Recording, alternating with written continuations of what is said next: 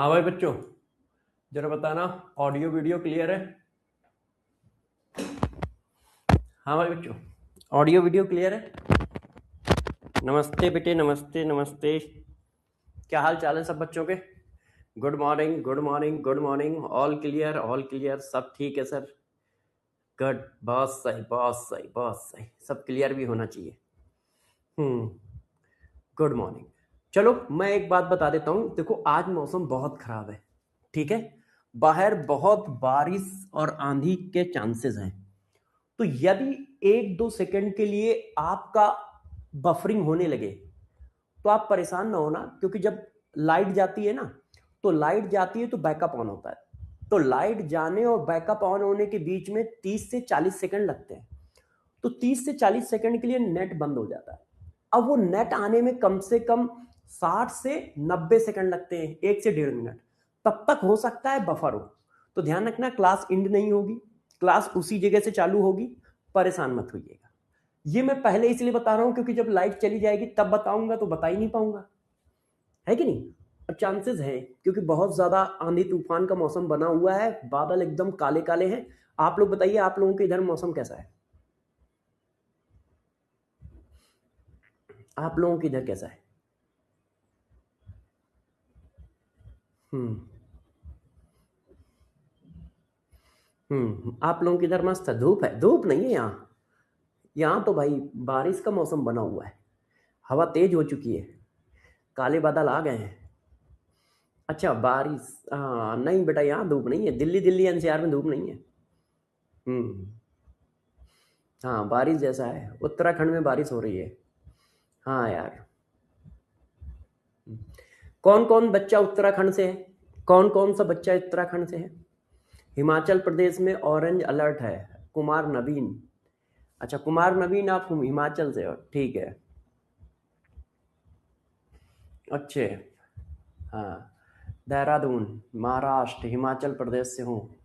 अच्छा, good. Bhubaneswar Maharashtra, Assam, Lucknow Punjab, Maharashtra, UP UP, Patna West Bengal, West Bengal, अरे राजस्थान इंदौर, अरे भाई छत्तीसगढ़, ठीक है, Ghaziabad Karnataka, Jharkhand, Siddhnath, New Delhi of Bihar.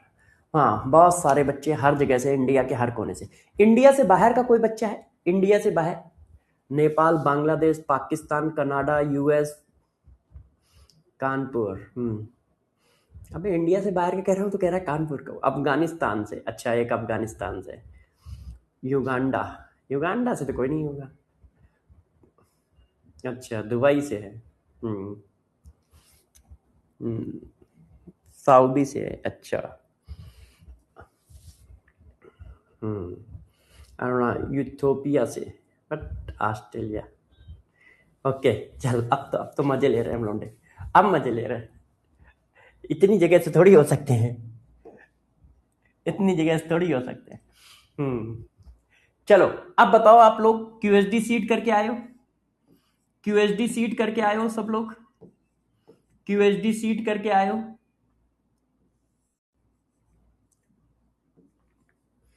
क्यूएसडी seat करके आए हो? यस यस करके आए हो। चलो फिर क्यूएसडी सीट करते हैं, ठीक है। हाँ हाँ, क्यूएसडी सीट। इस बार क्यूएसडी सीट नाम रखा है, last year concept booster seat रखा था। अब सिर्फ क्यूएसडी सीट चलेगी हर एक में। चलो क्यूएसडी सीट करेंगे, फिर इसके बाद आज का लेक्चर चालू करेंगे। तो क्यूएसडी सीट है हमारी ये। चलिए क्यूएसडी सीट को खोलते हैं और क्यूएसडी सीट करते हैं, फिर आज का लेक्चर चालू करते हैं। फिर आज का लेक्चर चालू करते हैं। हम्म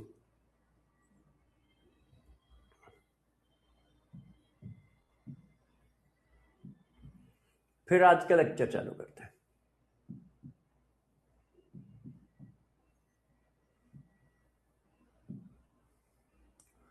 हाँ ये देखो, क्यूएसडी सीट नंबर 1।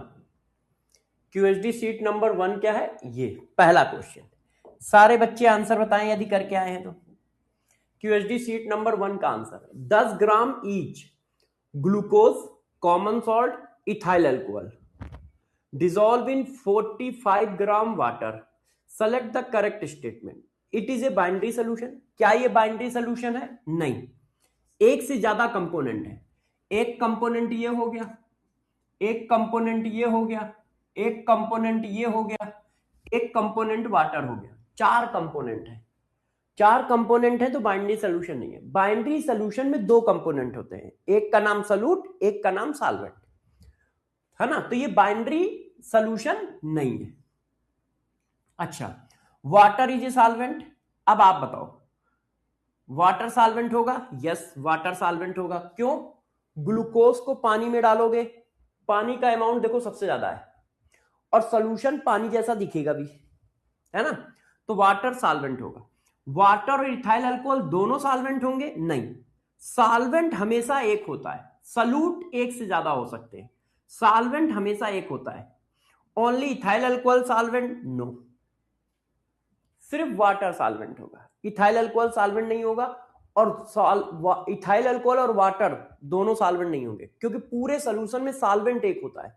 सॉल्यूट एक से ज्यादा हो सकते हैं, सॉल्यूट एक से ज्यादा हो सकते हैं. अब ये बताओ, fog and smoke is example of. ये क्वेश्चन अच्छा है. फॉग क्या होता है, स्मोक क्या होता है, इसमें डिफरेंस समझते हो? देखो, फॉग क्या होता है, देखो डस्ट पार्टिकल में, डस्ट पार्टिकल में मतलब गैस में, गैस के ऊपर पानी की बूंदे आ जाएं तो फॉग है. गैस के ऊपर पानी की बूंदे आ जाएं, ये देखो, ये फॉग है, ये फॉग है. इसको फॉग कहते हैं, इसको फॉग कहते हैं कि गैस के ऊपर पानी की बूंदे आ जाएं तो फॉग है. स्मोक क्या होता है? स्मोक जो होता है जब गैस के ऊपर सॉलिड पार्टिकल आ जाए, सॉलिड पार्टिकल आ जाए, ये सॉलिड पार्टिकल है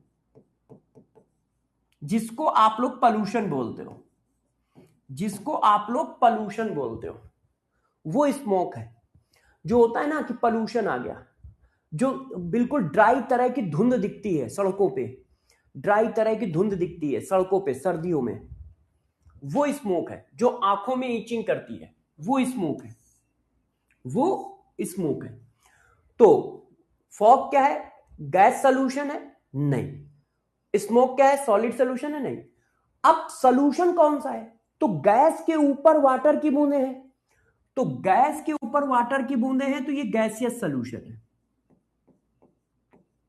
गैस के ऊपर वाटर की बूंदे हैं, है ना, तो ये क्या है? गैसियस सॉल्यूशन है. गैस के ऊपर वाटर की बूंदे हैं, तो गैस के ऊपर वाटर की बूंदे हैं तो ये गैसियस सॉल्यूशन है. कौन? स्मोक.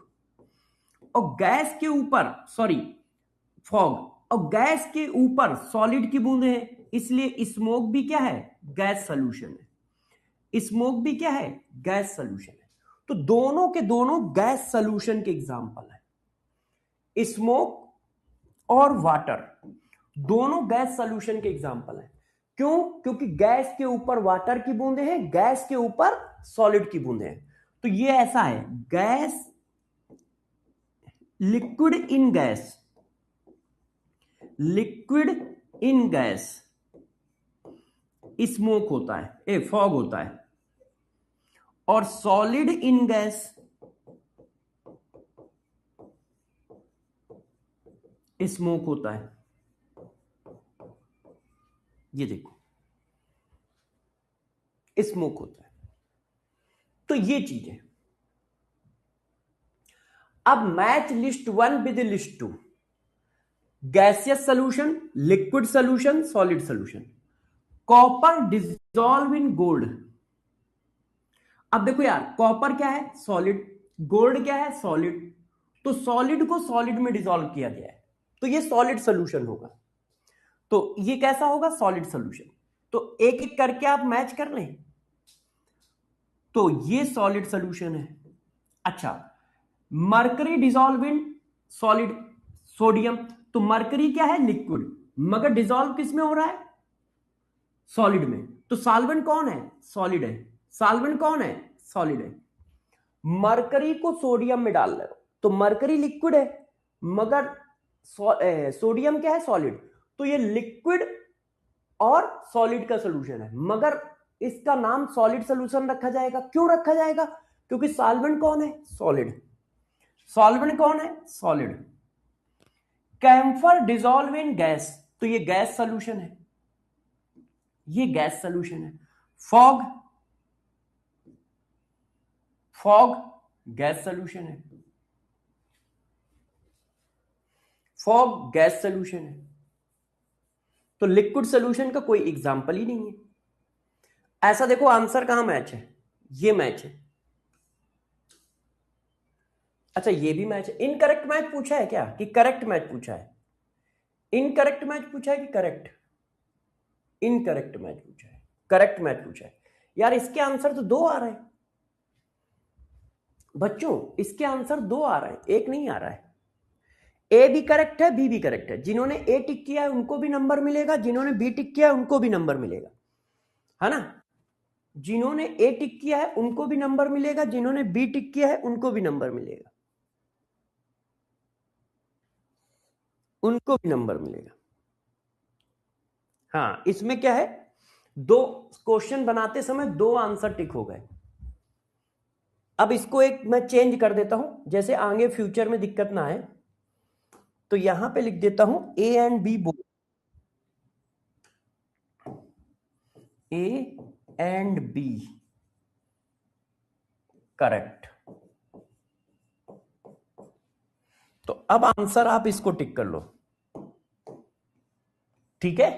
मगर जिन्होंने ए टिक किया था उनका आंसर भी सही था, जिन्होंने बी टिक किया था उनका आंसर भी सही था, ठीक है? जिन्होंने ए टिक किया था उनका आंसर भी सही था, बी। अब ये जो मैंने दिया है ना, आप अच्छे से चेक करो, जो मैंने टेबल दी थी ना उसी से मैंने क्वेश्चन फॉर्म किया है। ये जो मैंने क्वेश्चन फॉर्म किया है टेबल से फॉर्म किया है। आपको मैंने कहा था कि एनसीईआरटी की टेबल है, इसको ध्यान रखना, उसी से ये क्वेश्चन फॉर्म किया है। आप चेक करना ये सारे एग्जाम्पल उसी के हैं, आप चेक करना ये सारे एग्जाम्पल उसी टेबल के हैं, मैंने वहां से ही ये क्वेश्चन बनाया था। अब vapour pressure of non volatile liquid is zero, true. Non volatile liquid का वेपर प्रेशर क्या होगा? जीरो। क्यों? जब वेपर बनेगी तभी तो वेपर का प्रेशर आएगा, जब वेपर ही नहीं बनी तो वेपर का प्रेशर कैसे आएगा? अच्छा, vapour pressure is a pressure exert by vapour on the surface of liquid at equilibrium, ये उसकी डिफिनीशन है, ये वेपर प्रेशर की डिफिनीशन है, ये भी ट्रू है। तो स्टेटमेंट वन भी ट्रू है, स्टेटमेंट ट्रू भी ट्रू है। क्यों? यदि नॉन वेलेटाइल लिक्विड है तो वो वेपर ही नहीं बनाएगा, तो जब वेपर नहीं बनाएगा तो वेपर का प्रेशर कैसे आएगा? और ये वेपर प्रेशर की डिफिनीशन लिखी है कि जब लिक्विड और उसकी वेपर में इक्विलिब्रियम आ जाती है, जब लिक्विड और उसकी वेपर में इक्विलिब्रियम आ जाती है, उस समय वेपर का जो प्रेशर होता है उसे वेपर प्रेशर कहते हैं। Last and final, select the liquid which have zero vapour pressure at room temperature. देखो वाटर क्या है? वेलेटाइल लिक्विड है, और वेलेटाइल लिक्विड का तो वेपर प्रेशर होगा। वाटर क्या है? वेलेटाइल लिक्विड है। अल्कोहल भी वेलेटाइल लिक्विड है। अब जो वेलेटाइल लिक्विड है उसका तो प्रेशर होगा। पेट्रोल भी वेलेटाइल लिक्विड है। अब मस्टर्ड ऑयल नॉन वेलेटाइल है, और नॉन वेलेटाइल है तो यार इसका तो वेपर प्रेशर आएगा ही नहीं ना, तो इसका वेपर प्रेशर कितना होगा? जीरो होगा। इसका वेपर प्रेशर कितना होगा? जीरो होगा, है कि नहीं? बताओ, क्योंकि नॉन वेलेटाइल लिक्विड का वेपर प्रेशर कितना होता है? जीरो होता है। अब सारे बच्चे बताएं क्यूएसडी सीट में से किसके कितने सही हैं? देखो क्यूएसडी सीट में चैप्टर वाइज टॉपिक वाइज देता हूं, जो पढ़ाता हूं उसी के क्वेश्चन देता हूं, तो सारे बच्चे क्यूएसडी सीट को बहुत ईमानदारी से करेंगे। बताओ भाई किसके कितने सही हैं? यस, 5 में से 5, 5 में से 5, 5 में से 3, 5 में से 4, 5 में से 4, 5 में से 5, 5 में से 3, 5 में से 3, 5 में से 5, 5 में से 5, 5 में से 4। यस, जल्दी जल्दी देते जाओ answer. Very good very good. देखो क्यूएसडी सीट दो तरह की है, इससे आपको क्या है, आपको पता चलता रहेगा किस किस तरह के क्वेश्चन फॉर्म हो सकते हैं। अभी जो मैंने क्वेश्चन फॉर्म किए हैं इससे पेपर में क्वेश्चन नहीं आते हैं, नहीं आते, हो सकता है 5-7 साल में किसी दिन आ जाए, मगर वो पेपर कौन सा है हम में से तुम में से किसी को नहीं पता है, क्योंकि मैं ज्योतिष नहीं हूं, मैं ज्योतिष नहीं हूं। तो इसलिए सब हर टॉपिक के क्वेश्चन करना जरूरी है। ये जितनी भी बुकें हैं मार्केट में, उन्होंने क्या है, हाईलाइटेड टॉपिक के तो क्वेश्चन खूब दे रखे हैं। जैसे राउल्स लॉ के खूब क्वेश्चन देंगे, क्वालिटेटिव प्रॉपर्टी के खूब क्वेश्चन देंगे, मगर छोटी छोटी हेडिंग के क्वेश्चन नहीं है। और पेपर में सब आता है, 5 साल में एक बार आता है। हाँ, वो 5वां साल आपका पेपर होगा ये कौन जानता है। सर क्वालिटी ठीक करा दो, किसकी बेटा? कैमरे की ब्राइटनेस थोड़ा कम कर दीजिए। अच्छा यार, मुझे पूरा सेटअप ही चेंज कराना, मैं बोलूंगा यार, और कोई रास्ता है नहीं मेरे पास, मैं चेंज कराता हूं, है ना, सारा कुछ चेंज कराता हूं। टाइम लगेगा मगर मैं करा दूंगा। अब चलो, अब क्लास स्टार्ट करते हैं। अब देखो, लास्ट क्लास में मैंने ये पढ़ाया था, इसी जगह से मैं उठाऊंगा इसको, थोड़ा सा रिवाइज करते हुए हम लोग इसी जगह से उठाएंगे चीजों को, है ना, इसी जगह से मैं चीजों को उठाऊंगा। ठीक है, एक सेकंड बस रुक जाओ, पेज सेट कर दूं जैसे आपको दिक्कत ना हो। देखो, लास्ट क्लास में मैंने vapour pressure of liquid start किया था, तो सब लोग रेडी हो? इसी जगह से उठाता हूं। सर क्यूएसडी सीट कहां मिलेगी? होती बेटा, क्यूएसडी सीट इसी लेक्चर, जैसे देखो आपने जिसको क्लिक करके लेक्चर देखा है, जिस जगह पे क्लिक करके लेक्चर देखा है ना, उसके ऊपर देखो लिखा होगा लिक्विड सोल्यूशन लेक्चर नंबर 1। उसके नीचे 3 बटन होंगे, एक में लिखा होगा लेक्चर नोट्स, एक में लिखा होगा प्ले करो तो वीडियो चलेगा। तो लेक्चर नोट्स में क्लिक करोगे तो लेक्चर नोट्स अपलोड हो जाएंगे, उसी लेक्चर नोट्स में क्यूएसडी सीट है। अब जैसे मैं पढ़ाऊंगा और सबसे लास्ट में क्यूएसडी सीट लिखूंगा, तो मैं बस ऐसे ही अपलोड कर दूंगा वहां पर।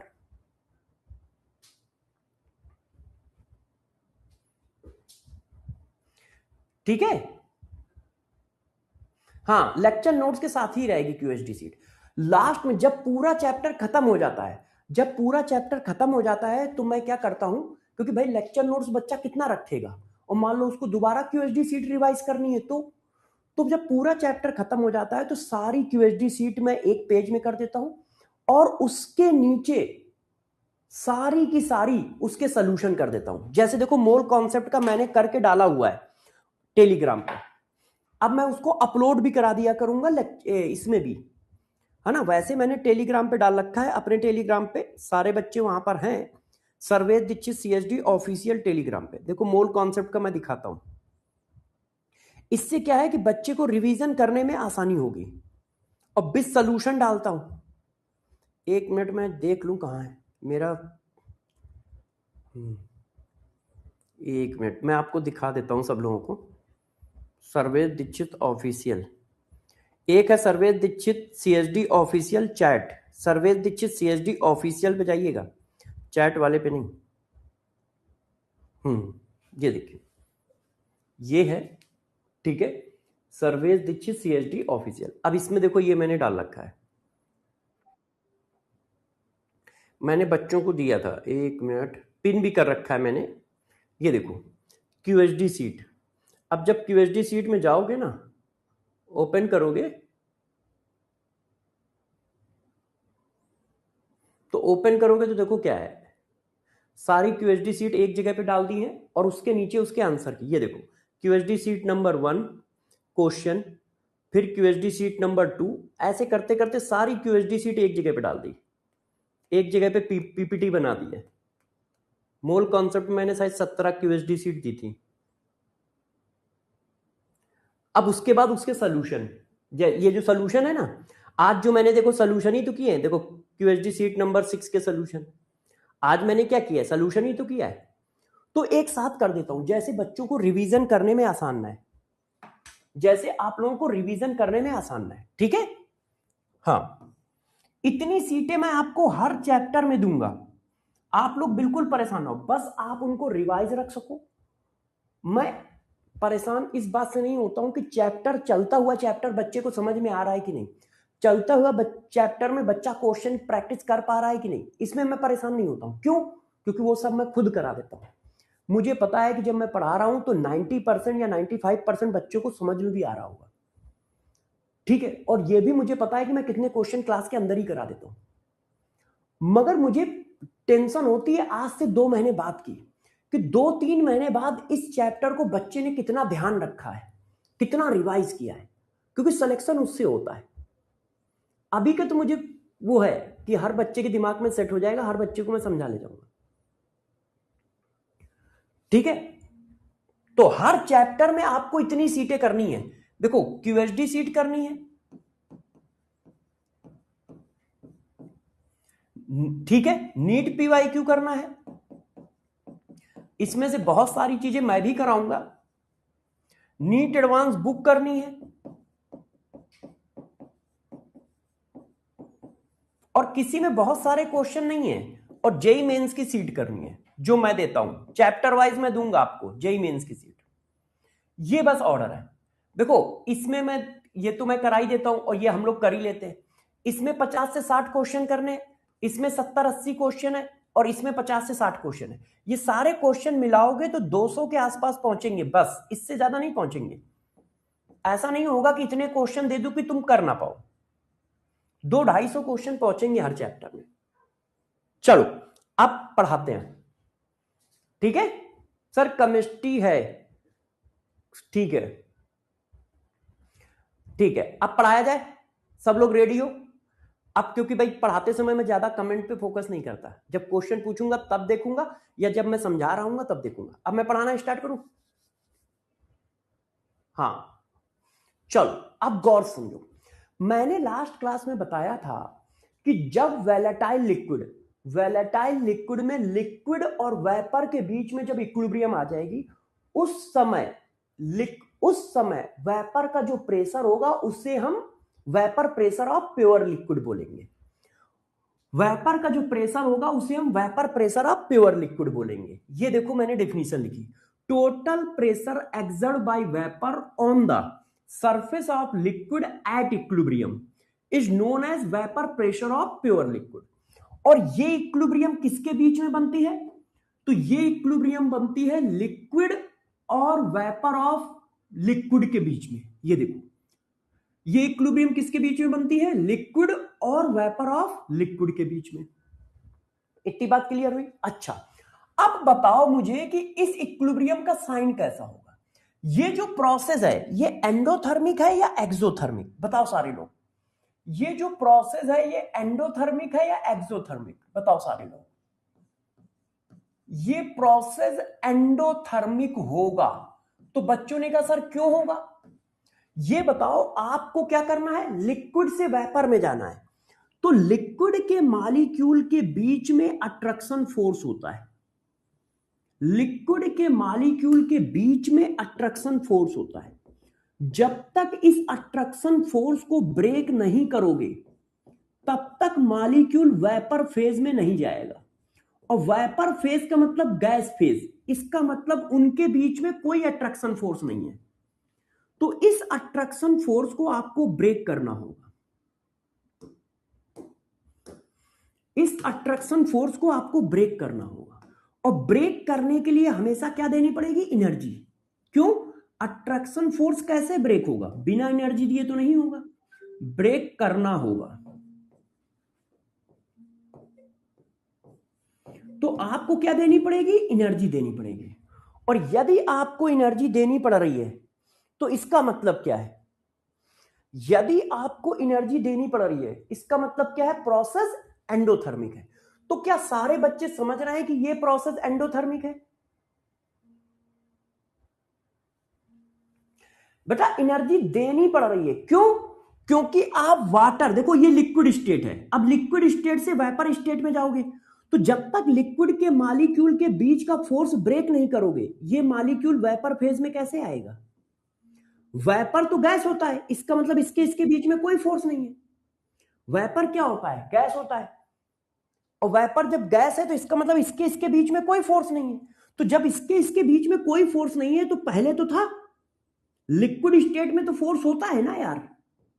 ये देखो लिक्विड स्टेट है, अब लिक्विड स्टेट में मॉलिक्यूल के बीच में फोर्स होता है, और ये वेपर स्टेट है। वेपर स्टेट में मॉलिक्यूल के बीच में फोर्स नहीं होता है। वेपर स्टेट का मतलब गैस स्टेट, गैस स्टेट। तो पहले फोर्स था, अब नहीं है, तो इसका मतलब ये फोर्स ब्रेक हुआ है ना।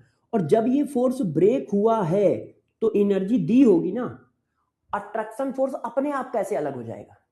जब तक कोई एनर्जी नहीं देगा तब तक कैसे ब्रेक हो जाएगा? इसका मतलब आपने एनर्जी दी है। सर अगर 50 ml वाटर है, 50 ml इथाइल अल्कोहल है, तो सॉल्वेंट क्या होगा? चित्रा, वाटर तब भी सॉल्वेंट होगा, वाटर तब भी सॉल्वेंट होगा। क्यों? क्योंकि वो ट्रांसपेरेंट वाटर की तरह दिख रहा होगा, ठीक है। वो लिक्विड स्टेट है, दोनों ही लिक्विड स्टेट है, दोनों ही लिक्विड स्टेट है। तो दोनों में किसी को भी सॉल्वेंट मान सकते हो, क्योंकि दोनों एक जैसे दिख रहे होंगे। वाटर भी सॉल्वेंट मान सकते हो, इथाइल अल्कोहल भी सॉल्वेंट मान सकते हो, यदि इक्वल है, 50-50 ml है। मगर इन जनरल हम वाटर को सॉल्वेंट मानेंगे। अच्छा, अब देखो बच्चों, तो आपने अट्रैक्शन फोर्स को ब्रेक किया है। अट्रैक्शन फोर्स को ब्रेक किया तो मॉलिक्यूल के बीच का अट्रैक्शन फोर्स ब्रेक हो गया और ये वेपर फॉर्म में आ गए। इसका मतलब ये प्रोसेस कैसा होगा? एंडोथर्मिक होगा। क्या ये बात सबको क्लियर है कि ये प्रोसेस एंडोथर्मिक होगा? अब ये प्रोसेस एंडोथर्मिक है, ध्यान रखिएगा। अच्छा, अब मैं आगे बढ़ता हूं। देखो, अब मैं इस रिएक्शन का इक्विलिब्रियम कांस्टेंट निकालना चाहता हूं। तो देखो, हम सबको पता है कि इक्विलिब्रियम कांस्टेंट इक्वल टू क्या होता है? इक्विलिब्रियम कांस्टेंट इक्वल टू होता है, इक्विलिब्रियम कांस्टेंट इक्वल टू क्या होता है? इक्विलिब्रियम कांस्टेंट इक्वल टू होता है concentration of product upon concentration of reactant. होता है कि नहीं होता है? होता है। और इक्विलिब्रियम में प्योर लिक्विड और प्योर सॉलिड नहीं लिए जाते। Pure liquid and pure solid, उनको हम इक्विलिब्रियम इक्वेशन में नहीं लेते हैं, क्योंकि उनका कंसंट्रेशन यूनिट मानते हैं, है ना, नहीं लिखते हैं।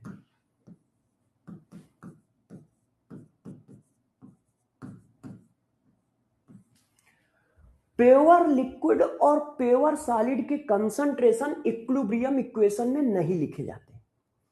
क्यों? क्योंकि हम उनके कंसंट्रेशन को यूनिट मान के चलते हैं। तो अब मुझे बताओ, चलो मैं फिर से लिख लेता हूं। अब मुझे बताओ, आपकी इक्विलिब्रियम किसके किसके बीच में है? प्योर लिक्विड के बीच में है और उसकी वेपर के बीच में है। यही तो इक्विलिब्रियम है, वेपर के बीच में है। और ये कैसी है? एंडोथर्मिक है। यही बात है ना? हाँ। तो अब मैंने इसका इक्विलिब्रियम कांस्टेंट लिखा, तो इक्विलिब्रियम कांस्टेंट इक्वल टू आया। गैस का कंसंट्रेशन किस फॉर्म में लिखते हैं? प्रेशर के फॉर्म में। तो वेपर प्रेशर ऑफ वेपर, है ना, इसका क्या लिखोगे? प्रेशर लिखोगे। प्रेशर ऑफ वेपर की पावर 1, कोफिशिएंट कितना है? 1। अब नीचे क्या लिखोगे? ये प्योर लिक्विड है, और प्योर लिक्विड प्योर सॉलिड नहीं लिखे जाते हैं, तो कुछ नहीं लिखोगे, यूनिट लिखोगे। क्यों? क्योंकि उनका कंसंट्रेशन यूनिट होता है। तो देखो, इक्विलिब्रियम कांस्टेंट की वैल्यू क्या आई? वेपर प्रेशर के बराबर। अब उल्टा बोल दो, वेपर प्रेशर ऑफ लिक्विड की वैल्यू क्या होती है? वेपर प्रेशर ऑफ लिक्विड की वैल्यू इक्विलिब्रियम कांस्टेंट के बराबर होती है। किस चीज का इक्विलिब्रियम कांस्टेंट? किस चीज का इक्विलिब्रियम कांस्टेंट? इस प्रोसेस का इक्विलिब्रियम कांस्टेंट, इस प्रोसेस का इक्विलिब्रियम कांस्टेंट के बराबर होती है। तो अब गौर से मेरी बात समझो, वेपर प्रेशर ऑफ लिक्विड की वैल्यू किसके बराबर है? इक्विलिब्रियम कांस्टेंट के बराबर। और वो इक्विलिब्रियम कांस्टेंट किस प्रोसेस का है? लिक्विड से वेपर जाने वाले प्रोसेस का इक्विलिब्रियम कांस्टेंट है। तो लिक्विड से वेपर जाने वाले इक्विलिब्रियम कांस्टेंट के बराबर है, ये देखो। तो वेपर प्रेशर ऑफ लिक्विड की वैल्यू इक्विलिब्रियम कांस्टेंट के बराबर होती है। कैसे होती है? देखो, इक्विलिब्रियम कांस्टेंट होता है concentration of product upon concentration of reactant. Gas का कंसंट्रेशन हम प्रेशर के फॉर्म में लिख रहे हैं, तो pressure of vapour, pressure of vapour, vapour pressure हो गया। अब इसका कंसंट्रेशन क्या होगा, यूनिट। क्यों प्योर लिक्विड और सॉलिड नहीं लिखे जाते, क्यों, क्योंकि उनका कंसंट्रेशन यूनिट होता है। तो ये वैल्यू आ गई। तो वेपर प्रेशर ऑफ लिक्विड की वैल्यू किसके बराबर आ गई, इक्विलिब्रियम कांस्टेंट के बराबर आ गई। डेल्टा एच का क्या मतलब है, डेल्टा एच का मतलब है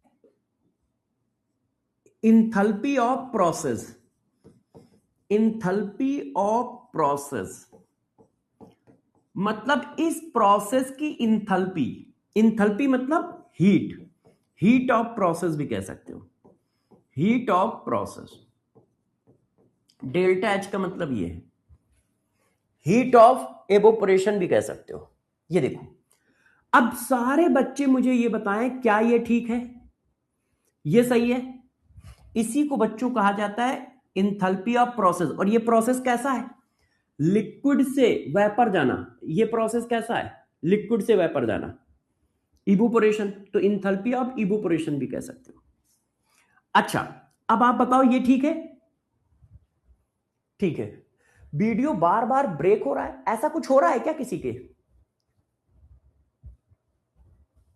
अच्छा, बता देता हूं, नहीं बता दो। ये वाली इक्वेशन में कैसे लाया, किसी को कोई दिक्कत है? ये वाली इक्वेशन कैसे लाया, किसी को कोई दिक्कत है? नहीं ना। मैं फिर से एक बार एक्सप्लेन कर देता हूं। देखो, ये प्रोसेस है, ये प्रोसेस क्या है, लिक्विड और उसकी वेपर के बीच में इक्विलिब्रियम है। तो जब कहीं पर इक्विलिब्रियम होती है तो एक इक्विलिब्रियम कांस्टेंट आता है, हाँ आता है। अब इक्विलिब्रियम कांस्टेंट का फार्मूला होता है concentration of product upon concentration of reactant. तो कंसंट्रेशन ऑफ प्रोडक्ट को मैंने क्या लिखा, partial pressure, pressure of vapour. क्यों, कंसंट्रेशन दो टर्म में लिखा जाता है, या तो मोलरिटी के टर्म में या प्रेशर के टर्म में। तो मैंने यहां प्रेशर के टर्म में लिया। क्यों लिया, क्योंकि गैस थी और हमें प्रेशर पढ़ना भी है, हमें प्रेशर पढ़ना भी है और ये गैस है। तो मैंने लिखा प्रेशर ऑफ गैस या pressure of vapour divided by concentration of reactant. और रिएक्टेंट क्या है, प्योर लिक्विड है, तो इसका कंसंट्रेशन कितना होगा, 1 यूनिट होगा, लिख दिया। तो ये देखो आपस में बराबर आ गए। इसका मतलब इक्विलिब्रियम कांस्टेंट की वैल्यू क्या आई, वेपर प्रेशर के बराबर। तो उल्टा बोल दो, वेपर प्रेशर ऑफ लिक्विड की वैल्यू किसके बराबर है, इक्विलिब्रियम कांस्टेंट के बराबर।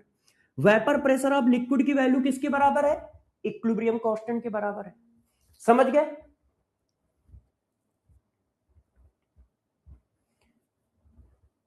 हाँ, जैन पूछ रहा है सर आपको कैसे पता चला लिक्विड प्योर है कि नहीं?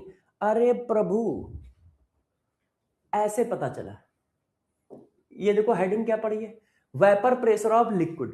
हम सिर्फ एक लिक्विड की बात कर रहे हैं, है ना, हम सोल्यूशन की कहां बात कर रहे हैं। तो जब एक लिक्विड की बात कर रहे हो तो वो प्योर ही लिक्विड हुआ। जब हम एक लिक्विड की बात कर रहे हैं तो वो प्योर लिक्विड हो गया। सोल्यूशन हेडिंग कहां लिखी है, vapour pressure of liquid heading लिखी है ना। तो लिक्विड हेडिंग लिखी, इसका मतलब एक लिक्विड है, एक लिक्विड को ही हम प्योर लिक्विड कह रहे हैं, एक लिक्विड को ही हम प्योर लिक्विड कह रहे हैं। आप प्योर का मतलब ऐसे समझ रहे हो, गंदा पानी साफ पानी, है ना, आप ऐसा समझ रहे हो गंदा पानी साफ पानी ना। प्योर लिक्विड का मतलब सिर्फ एक टाइप का लिक्विड है, सिर्फ एक टाइप का लिक्विड है ना। आप इस तरह समझ रहे हो, प्योर लिक्विड का मतलब तुम इस तरह समझ रहे हो, जैसे साफ पानी लेना है कि सर गंदा पानी लेना है, नल वाला पानी लेना है कि आरओ वाला पानी लेना है, ऐसा कुछ नहीं। प्योर लिक्विड का मतलब हुआ कि सिर्फ एक ही टाइप का लिक्विड है, वो सॉल्यूशन नहीं है, इसका मतलब ये हुआ। एक कह रहे सर इक्विलिब्रियम कांस्टेंट कैसे निकाला? अरे बेटे, कब से मार नहीं खाए हो, ये क्या लिखा है, इसको पढ़ो जरा, ये क्या लिखा है, इक्विलिब्रियम कांस्टेंट का फार्मूला लिखा है, वही फार्मूला लिख दिया है। हाँ, वन टाइप ऑफ लिक्विड, वही फार्मूला लिख दिया है। कंसंट्रेशन ऑफ प्रोडक्ट, प्रोडक्ट कौन है, वेपर है। अब वेपर का कंसंट्रेशन किसके फॉर्म में लिखोगे, प्रेशर के फॉर्म में। कंसंट्रेशन ऑफ रिएक्टेंट, और रिएक्टेंट क्या है, लिक्विड है, और लिक्विड के कंसंट्रेशन को, सॉलिड और लिक्विड के कंसंट्रेशन को कितना माना है मैंने, यूनिट माना है, उनको यूनिट माना जाता है, तो यूनिट लिख दिया। अब इस बात से निकल के क्या आया, अब मैं ये बताने जा रहा हूं, गौर समझिएगा।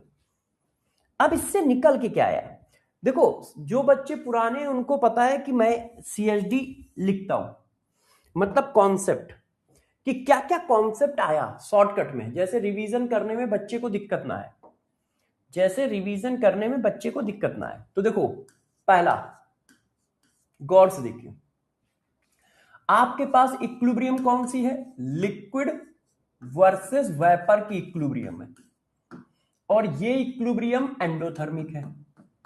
ये सारी बातें मैं पीछे पढ़ा चुका हूं। अब इस इक्विलिब्रियम का इक्विलिब्रियम कांस्टेंट जो है वो वेपर प्रेशर ऑफ लिक्विड के बराबर है। इसी को मैंने ऐसे लिख दिया, क्या? Vapour pressure of liquid is equal to equilibrium constant. अब गौर से मेरी बात को समझना, बहुत इंपॉर्टेंट पॉइंट है ये जो मैं अब लिखने जा रहा हूं। गौर से देखिए, देखो, equilibrium constant only depend upon temperature. Equilibrium constant जो होता है वो सिर्फ टेम्परेचर पर डिपेंड करता है। इसीलिए it means vapour pressure of pure liquid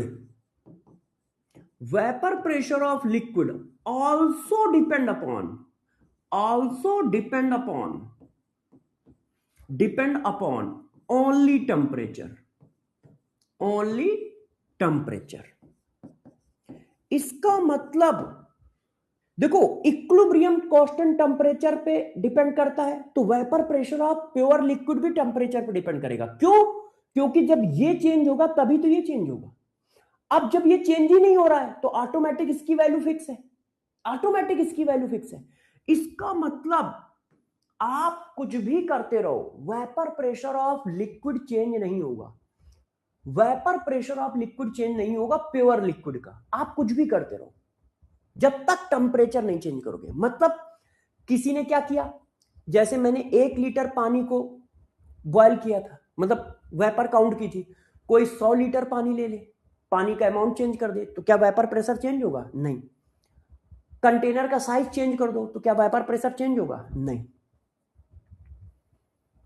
कुछ भी करो, वेपर प्रेशर तभी चेंज होगा किसी प्योर लिक्विड का जब टेम्परेचर चेंज होगा। ध्यान रखना, ये बहुत इंपॉर्टेंट पॉइंट है कि वेपर प्रेशर ऑफ लिक्विड जो है ओनली डिपेंड अपॉन टेम्परेचर। आप शेप ऑफ कंटेनर चेंज करते हो तो क्या वेपर प्रेशर चेंज होगा? बताओ, नहीं। वॉल्यूम ऑफ लिक्विड चेंज करते हो तो क्या वेपर प्रेशर चेंज होगा? नहीं। Surface area of liquid change करते हो, जैसे पानी गिलास में रखा है, अब गिलास की जगह उतना ही पानी आपने क्या किया, कटोरे में रख दिया, तो क्या वेपर प्रेशर चेंज होगा? नहीं। कुछ भी करो, वेपर प्रेशर चेंज नहीं होगा। शेप ऑफ कंटेनर चेंज कर दो, वॉल्यूम ऑफ लिक्विड चेंज कर दो, सरफेस एरिया चेंज कर दो, अमाउंट चेंज कर दो, कुछ भी करो, वेपर प्रेशर चेंज नहीं होगा। Vapour pressure of pure liquid तभी चेंज होगा जब टेम्परेचर में चेंज करोगे। ऐसा क्यों? क्योंकि वेपर प्रेशर की वैल्यू किसके बराबर आ रही है? इक्विलिब्रियम कांस्टेंट के। अब इक्विलिब्रियम कांस्टेंट की वैल्यू किसी पे डिपेंड ही नहीं करती है एक्सेप्ट टेम्परेचर। तो जब इक्विलिब्रियम कांस्टेंट नहीं चेंज होगा तो वेपर प्रेशर नहीं चेंज होगा, क्योंकि वेपर प्रेशर की वैल्यू क्या है? इक्विलिब्रियम कांस्टेंट है। वेपर प्रेशर की वैल्यू क्या है? इक्विलिब्रियम कांस्टेंट है।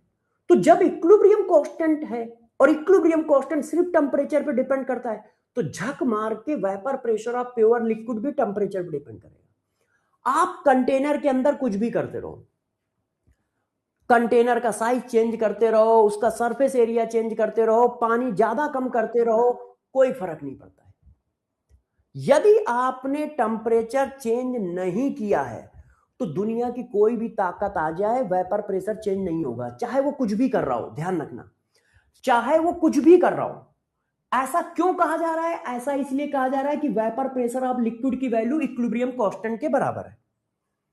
इक्विलिब्रियम कांस्टेंट के बराबर। अब बच्चों ने कहा सर इस पर क्वेश्चन कैसे बन सकता है? क्यों? क्योंकि तुम लोग तो बदमाश हो, मानोगे ही नहीं जब तक क्वेश्चन ना कराओ। तुम्हारी तो जिद है ना कि हर पॉइंट पे क्वेश्चन करेंगे, नहीं तो मानेंगे ही नहीं। करो। वाटर लिक्विड, वाटर वेपर के बीच में इक्विलिब्रियम है, जिसका इक्विलिब्रियम कांस्टेंट दिया है 7.2 × 10⁻² mmHg। पूछा गया है calculate the vapour pressure of liquid at equilibrium. बताओ क्या होगा। एक इक्विलिब्रियम स्टेबलाइज है वाटर लिक्विड और वाटर वेपर के बीच में। एक इक्विलिब्रियम स्टेबलाइज है वाटर लिक्विड और वाटर वेपर के बीच में। अच्छा ठीक है, चेंज कर देंगे। एक इक्विलिब्रियम स्टेबलाइज है वाटर लिक्विड और वाटर वेपर के बीच में, जिस इक्विलिब्रियम का इक्विलिब्रियम कांस्टेंट 7.2 इंटू 10 की पावर 2 mm है। अब वो पूछ रहा है इसका वेपर प्रेशर बताओ। तो प्रभु वेपर प्रेशर ऑफ लिक्विड किसके बराबर होता है? इक्विलिब्रियम कांस्टेंट के ही तो बराबर होता है। तो जब इक्विलिब्रियम कांस्टेंट की वैल्यू इतनी है तो वही वैल्यू तो वेपर प्रेशर की होगी, वही वैल्यू तो वेपर प्रेशर की होगी, है कि नहीं? Yes, answer is a, answer is a. Clear है? ये क्या खुल गया? क्लियर है? यस। आहा ओके, मानोगे नहीं और क्वेश्चन करोगे? लो करो। जिद्दी बच्चों, बहुत बदमाश हो, बहुत जिद करने लगे हो यार तुम लोग। The vapour pressure of water 298 kelvin in a close container is 750 torr. Vapour pressure of water at 298 kelvin, ये एट होगा, ऑफ नहीं होगा। Vapor pressure of water at 298 Kelvin in a closed container is 750 torr. If the volume of container is triple, यदि container के volume को 3 गुना कर दिया जाए, then its vapor pressure at 290 Kelvin will be, बताओ यदि कंटेनर के वॉल्यूम को 3 गुना कर दिया जाए तो वेपर प्रेशर कितने गुना हो जाएगा? बताइए आप लोग सारे बच्चे आंसर दीजिए, और जो पढ़ाया है उसी के हिसाब से आंसर दोगे। वेरी गुड, सब लोग देते रहो, गजब गजब गजब गजब, बहुत सही, मस्त तरीके से आंसर दे रहे हो। Very good very good very good very good. अब देखो क्या टेम्परेचर चेंज हुआ,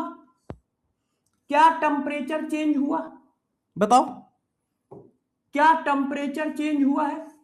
290 नहीं, तो टेम्परेचर चेंज नहीं हुआ है तो दुनिया की कुछ भी ताकत यूज करो, वेपर प्रेशर चेंज नहीं होगा। आप बाकी कुछ भी चेंज करो, वेपर प्रेशर चेंज नहीं होगा। वेपर प्रेशर की वैल्यू अभी भी वही रहेगी। क्यों? क्योंकि vapour pressure only depend upon temperature, आपने टेम्परेचर नहीं चेंज किया है तो वेपर प्रेशर की वैल्यू भी चेंज नहीं होगी। वेपर प्रेशर की वैल्यू भी चेंज नहीं होगी। क्यों? क्योंकि आपने टेम्परेचर चेंज नहीं किया है। क्लियर है? क्वेश्चन समझ रहे हो? मैं क्वेश्चन भी कराता जा रहा हूं, मैंने कहा था ना मैं सब कुछ करा दूंगा, बस तुम आराम से शांति से बैठ के मेरे कॉन्सेप्ट को समझो मुन्ना, ठीक है? पहले आप बस कॉन्सेप्ट को समझो, और सारे कॉन्सेप्ट में एक जगह लिखने की कोशिश करूंगा, जैसे आपको रिवीजन करते समय दिक्कत ना आए। अब गौर से समझो। आप कह रहे हो कि वेपर प्रेशर की वैल्यू सिर्फ टेम्परेचर पर डिपेंड करेगी। हाँ देखो, आप बार बार लिख रहे हो कि vapour pressure also only depend upon temperature. हमने कहा हाँ, तो मैंने पूछा ये बताओ टेम्परेचर पर डिपेंड करेगी तो कैसे करेगी?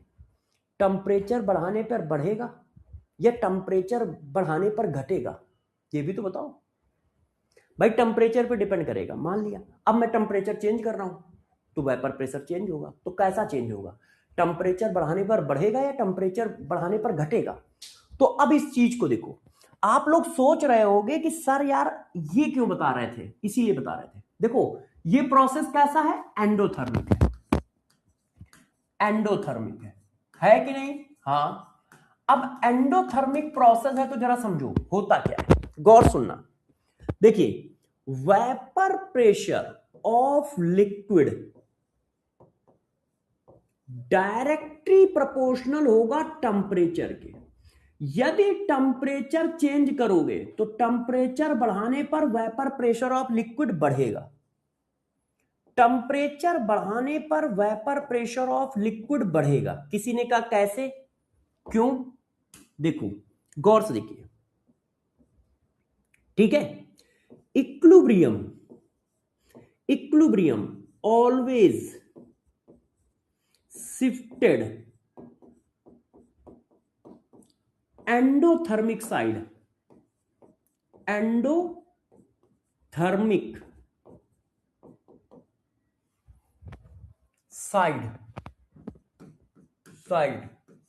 when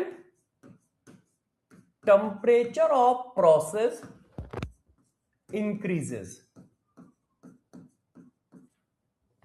यदि टेम्परेचर बढ़ाते हो तो इक्विलिब्रियम हमेशा एंडोथर्मिक की साइड में शिफ्ट होगा ड्यू टू, ये किसने कहा था, ड्यू टू ली चटेरियल प्रिंसिपल। देखो जरा,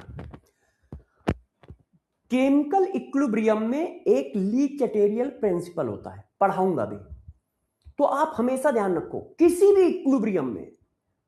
अब ध्यान रखिए, चाहे वो इक्विलिब्रियम फिजिक्स में आए, चाहे वो इक्विलिब्रियम केमिस्ट्री में आए, चाहे वो ऑर्गेनिक में आए, चाहे वो इनऑर्गेनिक में आए, चाहे वो फिजिकल में आए, कहीं पर भी इक्विलिब्रियम आ रही है, केमिकल इक्विलिब्रियम या फिजिकल इक्विलिब्रियम, तो टेम्परेचर बढ़ाओगे तो हमेशा इक्विलिब्रियम एंडोथर्मिक की साइड में जाएगा। मतलब रिएक्शन प्रोसेस एंडोथर्मिक की साइड में शिफ्ट होगा। अब बताओ एंडोथर्मिक किधर है, एंडोथर्मिक किधर है, लेफ्ट टू राइट एंडोथर्मिक है। देखो एंडोथर्मिक इधर है, इसका मतलब क्या होगा, ज्यादा वेपर बनेगी। जब प्रोसेस आगे की ओर जाएगा तो वेपर ज्यादा बनेगी, जब वेपर ज्यादा बनेगी तो वेपर का प्रेशर ज्यादा होगा, जब वेपर ज्यादा बनेगी तो वेपर का प्रेशर ज्यादा होगा, है कि नहीं? क्यों? क्योंकि इक्विलिब्रियम फॉरवर्ड डायरेक्शन में शिफ्ट हो रहा है, इक्विलिब्रियम फॉरवर्ड डायरेक्शन में शिफ्ट हो रहा है। क्यों? टेम्परेचर बढ़ाने पर इक्विलिब्रियम ऑलवेज एंडोथर्मिक की साइड में जाता है, तो एंडोथर्मिक किधर है, इधर है। तो अब ज्यादा वेपर बनेगी तो वेपर ज्यादा, तो वेपर का प्रेशर ज्यादा, वेपर ज्यादा, वेपर का प्रेशर ज्यादा। अरे आप खुद तो कहते हो, अरे भाई टायर में हवा कम भरो, नहीं तो टायर फूट जाएगा, फट जाएगा। क्यों? ज्यादा वेपर ज्यादा प्रेशर, प्रेशर ही की वजह से तो फटता है। अरे यार टायर में हवा कम डालो नहीं तो अभी फट जाएगा, है। अरे गुब्बारे में हवा कम भरो नहीं तो फूट जाएगा। क्यों? क्योंकि तुम प्रेशर बढ़ाते चले जा रहे हो, एयर डालते चले जा रहे हो, एयर डालते चले जाओगे तो एक समय के बाद एक्सपेंड करना बंद कर देगा तो फट जाएगा। तो आप क्या है, टेम्परेचर बढ़ाने पर इक्विलिब्रियम एंडोथर्मिक की साइड में जाएगा। एंडोथर्मिक किधर है, लेफ्ट टू राइट, तो वेपर बनती जाएगी, वेपर बनती जाएगी तो प्रेशर बढ़ता चला जाएगा। ये देखो, तो वेपर प्रेशर जो होता है, वेपर प्रेशर जो होता है प्योर लिक्विड का, वो टेम्परेचर के डायरेक्टली प्रोपोर्शनल होता है। टेम्परेचर बढ़ाते चले जाओगे वेपर प्रेशर बढ़ता चला जाएगा। ऐसा क्यों? ऐसा क्यों? क्योंकि इक्विलिब्रियम फॉरवर्ड डायरेक्शन में शिफ्ट होता है। ठीक है, तो पहला पॉइंट, वेपर प्रेशर किसी पे डिपेंड नहीं करता है एक्सेप्ट टेम्परेचर, और कुछ भी चेंज करोगे वेपर प्रेशर कभी नहीं चेंज होगा। अब किसी ने पूछा यदि चेंज होगा तो कैसे चेंज होगा, तो टेम्परेचर बढ़ाने पर वेपर प्रेशर बढ़ेगा। क्या इस पर कोई क्वेश्चन पूछा जा सकता है? क्या इस पर कोई क्वेश्चन पूछा जा सकता है? तो बताओ भाई, सारे समझदार बच्चे बताएं। Boiling point of liquid A and B are 300 and 400। नहीं ये नहीं है, सॉरी, ये तो अभी पढ़ाना बाकी है, ये क्वेश्चन नहीं है। वो क्वेश्चन कहां गया यार, मैं लाया तो हूंगा। एक मिनट, टू ये वाला है। हाँ, ये क्वेश्चन करो, ये क्वेश्चन करो। Vapour pressure of pure liquid A at 300 Kelvin is x atmosphere, if the temperature of container increases to 400 Kelvin, then the vapor pressure of pure liquid is। मैंने temperature बढ़ाया है, तो पहले वेपर प्रेशर कितना था? 300 था, atmosphere eight 300 kelvin. अब मैंने टेम्परेचर बढ़ा के 400 कर दिया है। ओ सॉरी, एक्स एटमॉस्फेयर है, एक्स एटमॉस्फेयर। अब टेम्परेचर बढ़ा के 400 कर दिया है, तो 400 पे प्रेशर कितना होगा? एक्स से ज्यादा होगा। होगा कि नहीं होगा? क्यों? टेम्परेचर बढ़ाने पर वेपर प्रेशर बढ़ता है, तो उसकी वैल्यू एक्स से ज्यादा आएगी। कम आएगी? नहीं। बराबर आएगी? नहीं। कम आएगी? नहीं। टेम्परेचर बढ़ाने पर वेपर प्रेशर बढ़ेगा, तो उसकी वैल्यू एक्स से ज्यादा आएगी। क्लियर है ये बात? कमेंट करके बताओ, क्या ये बात क्लियर है? सभी बच्चों को क्या ये बात क्लियर है?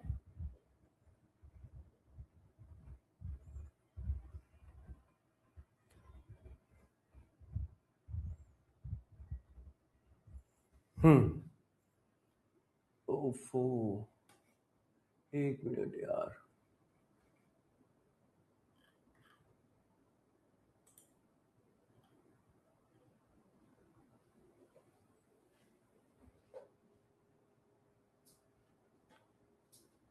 सिर्फ टेम्परेचर पर डिपेंड करता है।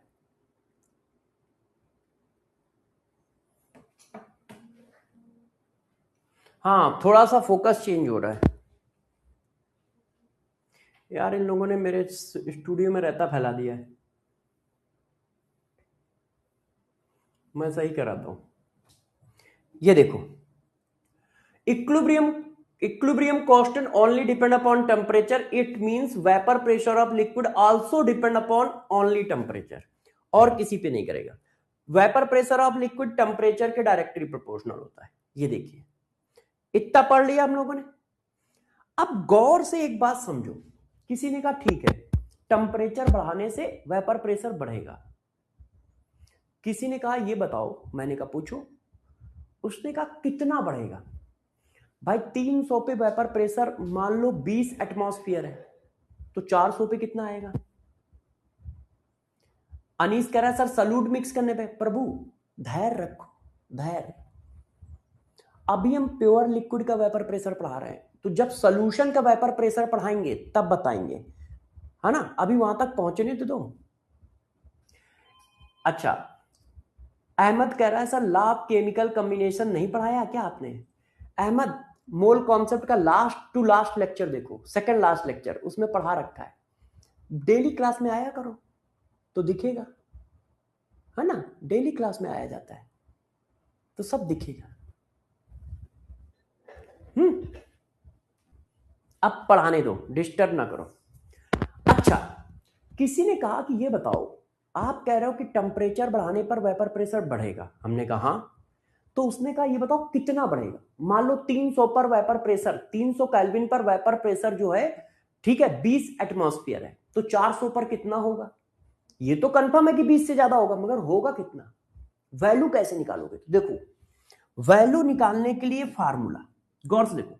मान लो T1 केल्विन पे वेपर प्रेशर P1 है, T2 केल्विन पे वेपर प्रेशर P2 है, और T1 से बड़ा है T2, मतलब टेम्परेचर बढ़ाया है।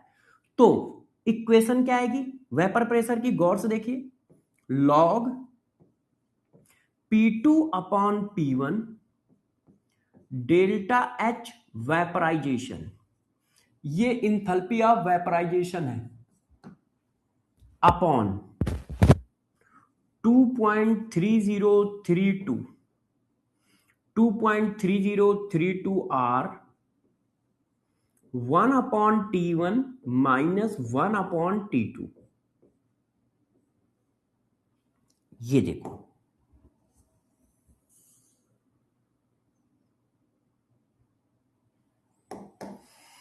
मान लो ये कहा जाता है कि बताओ कितना बढ़ेगा, तो इतना बढ़ेगा, इससे निकालोगे आप T1 P1 की वैल्यू रखोगे, T1 T2 की वैल्यू रखोगे, इंथैल्पी ऑफ वेपराइजेशन रखोगे, आ जाएगा। अब गौर समझना, इस फार्मूले पर नीट में अभी तक कोई क्वेश्चन नहीं आया है।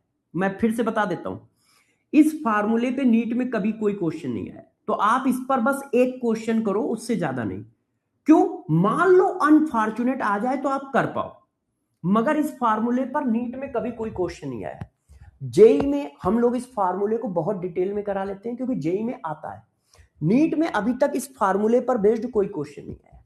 नीट में थ्योरेटिकल क्वेश्चन आया है कि टेम्परेचर बढ़ाने पर वेपर प्रेशर बढ़ेगा कि नहीं बढ़ेगा, जैसा मैंने दिया है कि या 300 डिग्री सेंटीग्रेड पे वेपर प्रेशर जो है 200 mmHg है, तो 400 डिग्री सेंटीग्रेड पर वेपर प्रेशर कितना होगा? Option greater than less than में बना रखा है, वैल्यू निकालने को नहीं आया। तो नीट में इस फार्मूले पर क्वेश्चन नहीं आया है। मैं सब बताता जाऊंगा कि किसको कितना वेटेज देना है, मगर आ भी सकता है, क्योंकि आजकल जिस तरह का ट्रेंड चल रहा है उस तरह से आ भी सकता है। तो आपको इस फार्मूले को याद रखना है। इस पर मैं क्वेश्चन करा देता हूं, क्योंकि बुकों में हो सकता है इस पर कोई क्वेश्चन ना मिले, किसी बुक में हो सकता है इस पर कोई क्वेश्चन ना मिले, तो इस पर मैं क्वेश्चन करा देता हूं। लॉग देखो, T1 केल्विन पर वेपर प्रेशर कितना था? P1। T1 केल्विन पर वेपर प्रेशर कितना था? P1। T2 केल्विन पर वेपर प्रेशर कितना है? P2। और उनके बीच में रिलेशन क्या है? Log P2 upon P1 equal to delta H vaporisation. Vaporisation ये enthalpy of vaporisation 2.3032 R 1 upon T1 minus 1 upon T2। Clear है? अब इस पर क्वेश्चन कैसा आ सकता है, मैं एक क्वेश्चन करके दिखाता हूं आपको, आप लोगों को क्वेश्चन करके दिखाता हूं। वेटेज क्या है वो भी मैंने बता दिया है कि कितना वेटेज है, हमें कितना इस पर फोकस करना चाहिए, कितना नहीं करना चाहिए। ठीक है, कितना हमें इस पर फोकस करना चाहिए, कितना नहीं, मैंने शायद एक क्वेश्चन कहीं दिया है। चलो मैं इस पर एक क्वेश्चन आपको करके दिखाता हूं, आप लोग बिल्कुल परेशान ना हो जब तक मैं हूं। देखो बच्चों, आपको मैं एक क्वेश्चन देता हूं, ध्यान दीजिएगा, ठीक है? अच्छा, इसको थोड़ा और सही कर देता हूं। देखो, जब यहां ln होगा, यदि मान लो फार्मूले में ln है, ln ऐसे ln P2 अपॉन P1, तो ये 2.3032 हटा देना। यदि यहां पर ln लोगे तो ध्यान रखिएगा 2.3032 हटा देना, 1 upon T1 minus 1 upon T2 हो जाएगा। ऐसे लॉग है तो 2.3032 आएगा, लॉग नहीं है तो नहीं आएगा। ठीक है, लॉग नहीं है तो नहीं आएगा। अब देखो, नीट एडवांस बुक में भी मैंने एक क्वेश्चन डाल रखा है, बस अब क्वेश्चन पढ़िए और समझिए और करिए। देखिए, vapour pressure of liquid benzene at 200 Kelvin temperature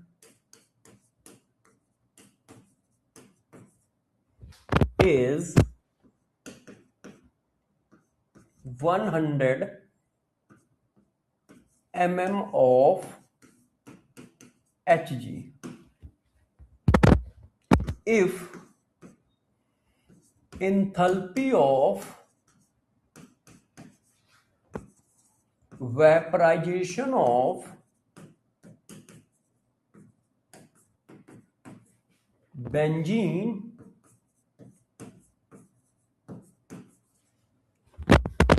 is,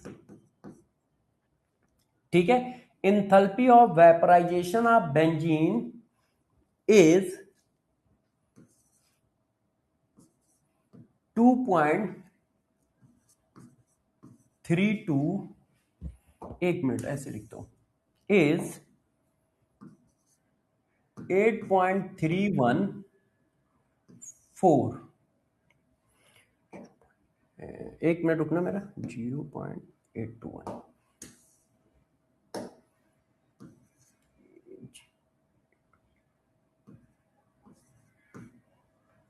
ठीक है, 8.021। मैं ऐसी कैलकुलेशन लिख रहा हूं जिसमें कैलकुलेशन ना करनी पड़े आपको।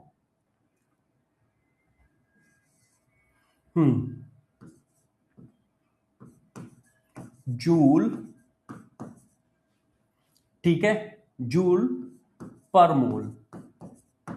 देखो, vapour pressure of liquid benzene at 200 kelvin temperature is 100 mm of Hg. If enthalpy of vaporization of benzene is 83.14 joule per mole, calculate vapor pressure of benzene at 400 Kelvin temperature.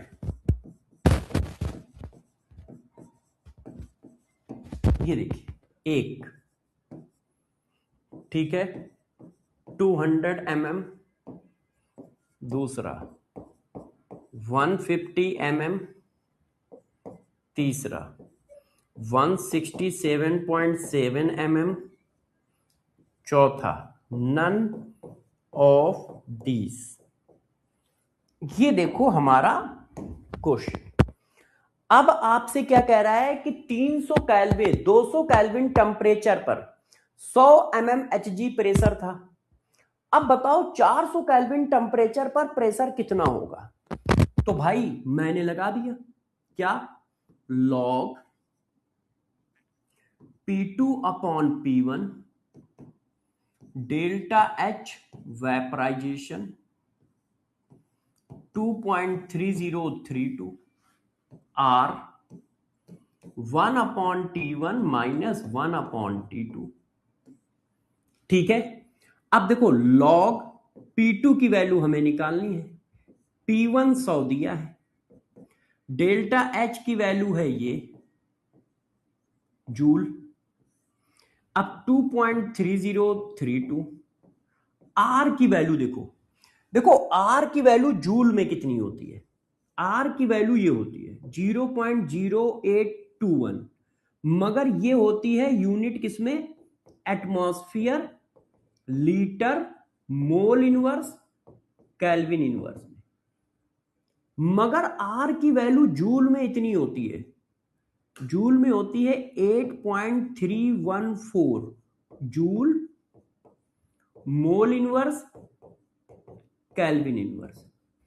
तो जब जो unit इसकी होगी वही unit are की होगी, जो unit delta H की होगी वही यूनिट आर की होगी, और डेल्टा एच की यूनिट हमेशा एनर्जी होगी। क्यों, एनर्जी है ना वो, तो डेल्टा एच की यूनिट क्या होगी, या तो जूल होगी या कैलोरी होगी, या तो जूल होगी या कैलोरी। तो आर की वैल्यू कैलोरी में कितनी होती है 1.99, मतलब लगभग 2 calorie mole inverse kelvin inverse. तो आपको देखना पड़ेगा कि आर की वैल्यू कब क्या रखी जाए। वो कैसे पता चलता है, डेल्टा एच की यूनिट देखकर। अब डेल्टा एच की यूनिट जूल है तो हम ये वाली वैल्यू रखेंगे, डेल्टा एच की यूनिट कैलोरी होती तो हम ये वाली वैल्यू रखते। तो वैल्यू कितनी है 8.314 जूल। अब जूल से जूल कट जाएगा 200, और T2 कितना है 400। अब कट्टम काट खेल लो, ये कट गया, यहां आ गया 10, क्यों, ये 8.314 है, ये 83.14 है, तो 10 आ जाएगा। अब मैंने इसको और सॉल्व किया, log P2 अपॉन 100, अब ये 10, तो भाई 10 डिवाइडेड बाई 2.3032। अब इसको एलसीएम लो, तो आपने एलसीएम कितना ले लिया, आपने एलसीएम ले लिया 400, तो ये 2 बार जाएगा और ये 1 बार, ये आया। आपने 400 एलसीएम लिया तो 2 बार गया ऊपर, आइए। अब कट्टम काट खेल लो, 0 से 0 उड़ गया, तो log P2 अपॉन इतना। अब यार इसको डिवाइड करो, 2 से 1 आ गया, सॉरी 1 डिवाइडेड बाई इतना,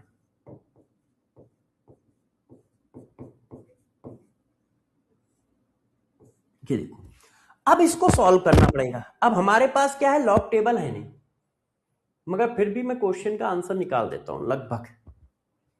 अब देखो 1 डिवाइडेड बाई 2.3032 डिवाइडेड बाई 40, तो ये वैल्यू आ रही है 0.0108 ऐसी। तो इस वैल्यू को मैं अप्रोक्सीमेशन लेके ऐसा लिख लूं, कोई बच्चे को बुरा तो नहीं लगेगा, देखना 1.08 इंटू 10 की पावर -2, 1.08 इंटू 10 की पावर -2। तो कैलकुलेशन को इजी करने के लिए मैं इसको -2 मान लेता हूं, 10 की पावर -2 ले लेता हूं, अप्रोक्सीमेशन ले ले रहा हूं, जैसे यार कैलकुलेशन इजी हो जाए। वहां पर तो लॉग की वैल्यू वो देंगे, वहां पर वो लॉग की वैल्यू देंगे।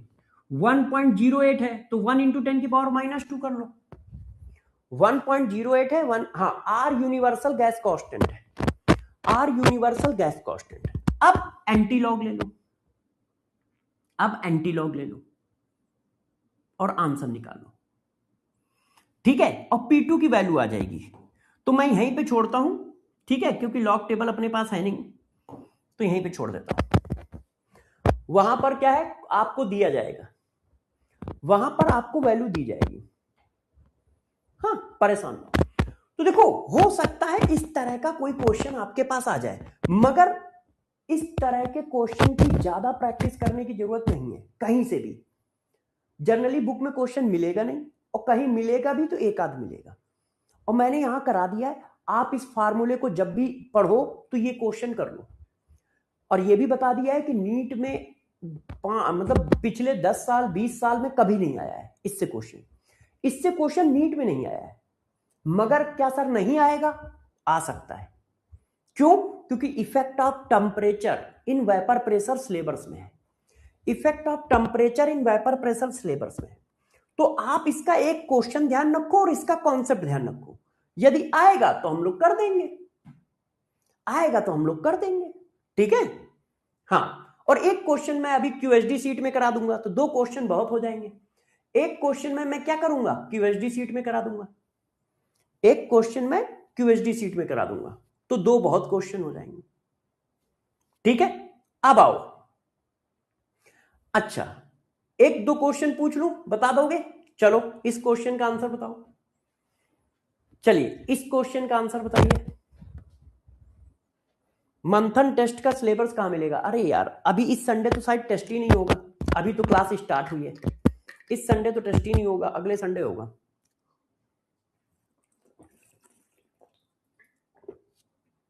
सारे बच्चे इसका आंसर दे, सारे बच्चे इसका आंसर दे कि क्या आंसर आएगा।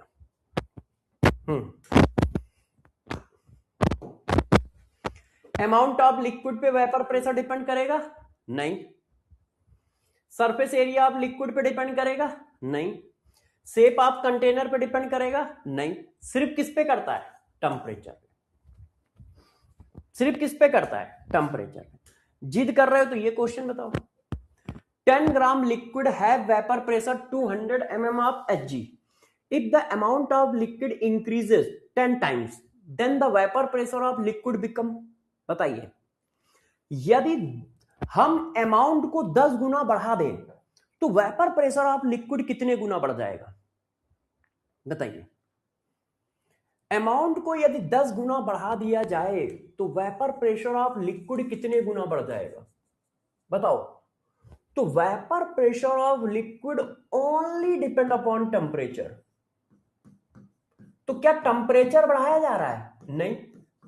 तो बस जब टेम्परेचर में छेड़खानी नहीं कर रहे हो तो vapour pressure of liquid change नहीं होगा, आप कुछ भी कर लो। Vapour pressure of liquid change नहीं होगा, आप कुछ भी कर लो। Yes, very good boss, boss, yes yes yes yes yes yes. Okay, जिद करोगे तो चलो अब और आगे बढ़ते हैं, अब और आगे बढ़ते हैं, रुक जाओ। अब जो मैं पढ़ाने जा रहा हूं उसको गौर सुनिएगा। Relation between vapour pressure of liquid and boiling point. बताओ भाई, बॉइलिंग पॉइंट और वेपर प्रेशर ऑफ लिक्विड में क्या रिलेशन होगा? उसके लिए सारे बच्चों को पहले बॉइलिंग पॉइंट समझना पड़ेगा। क्या सारे बच्चों को बॉइलिंग पॉइंट की डेफिनेशन आती है? सब लोग कमेंट में लिखो बॉइलिंग पॉइंट की डेफिनेशन अपने अपने हिसाब से। सभी बच्चे कमेंट में बॉइलिंग पॉइंट की डेफिनेशन लिखे अपने अपने हिसाब से, जो भी डेफिनेशन उन लोगों को आती हो बॉइलिंग पॉइंट की वो डेफिनेशन लिखे।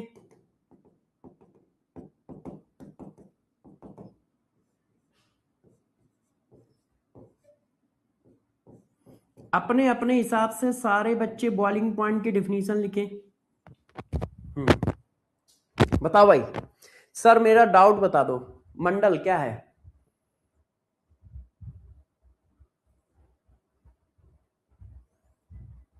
हम्म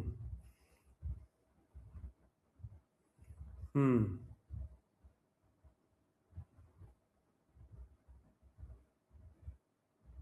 सर यूनिट एमएम कैसे हुआ? ओ भाई चलो, एक बच्चे का डाउट है, इसका मतलब यूनिट भी बता दूं, नहीं तो बच्चे वो भी करेंगे।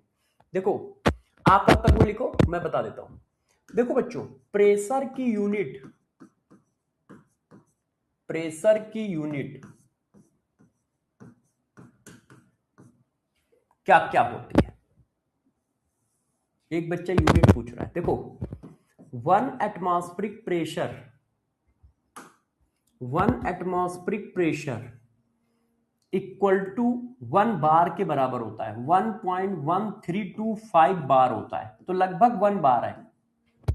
1 एटमॉस्फेरिक प्रेशर 1 बार के लगभग बराबर होता है, ये देखो। और 1 एटमॉस्फेरिक प्रेशर बराबर होता है 6, हाँ 760 mm ऑफ Hg, और यही बराबर होता है 760 टॉर के।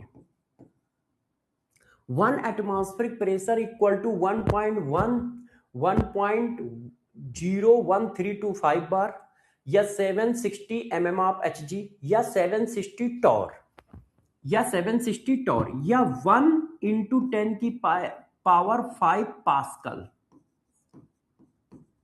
ये देखो, ये प्रेशर की यूनिट में रिलेशन बता दिया है मंडल। मंडल एक बच्चा है, उसका डाउट था ये। अब मैं बॉइलिंग पॉइंट की आपको डिफिनीशन पूछ रहा था, तो देखो जरा बॉइलिंग पॉइंट की डिफिनीशन क्या होती है, गौर से समझना। देखो, ये क्लोज कंटेनर है, तो ये एटमॉस्फेयर है। एटमॉस्फेयर का प्रेशर बच्चों कितना होता है, जरा बताओ। एटमॉस्फेयर है तो एटमॉस्फेयर का प्रेशर कितना होता है? 1 एटमॉस्फेयर।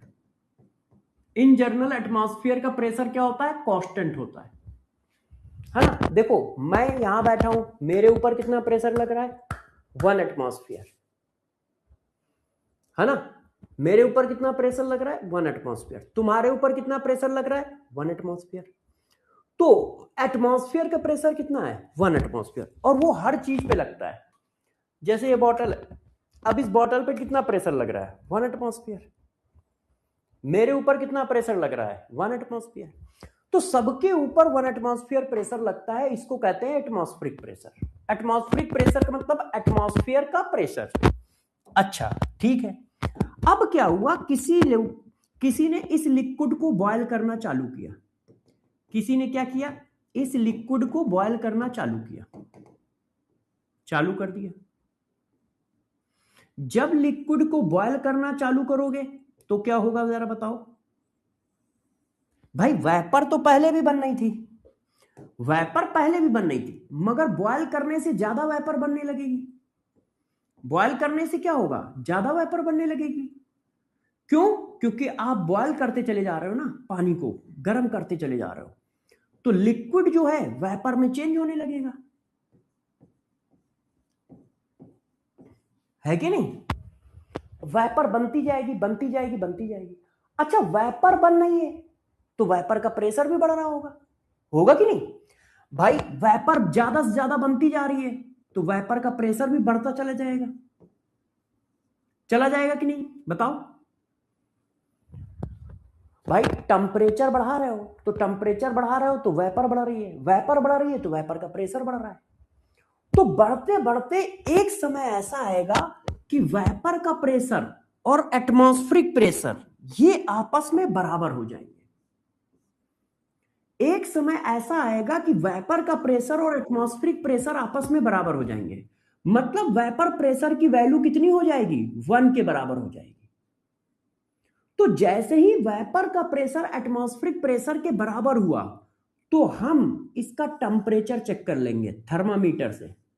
हम इस लिक्विड का टेम्परेचर चेक कर लेंगे थर्मामीटर लगा के, और जो टेम्परेचर इस लिक्विड का होगा उसी को वेपर प्रेशर उसी को बॉइलिंग पॉइंट ऑफ लिक्विड बोलेंगे।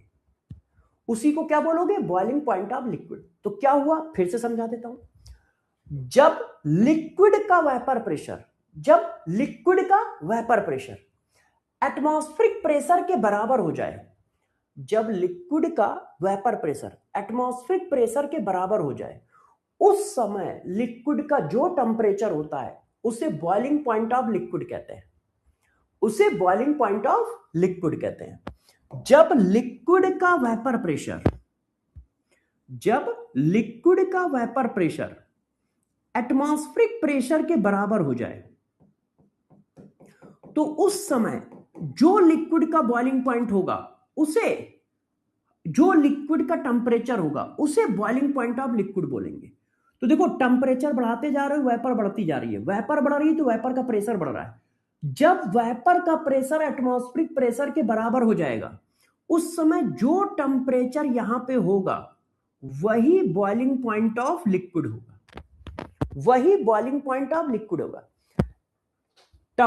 कंटेनर हमेशा क्लोज होगा, बहुत मारे जाओगे। ओपन कंटेनर का प्रेशर एटमॉस्फेरिक प्रेशर के बराबर होता है, वहां हीट करने की जरूरत ही नहीं है।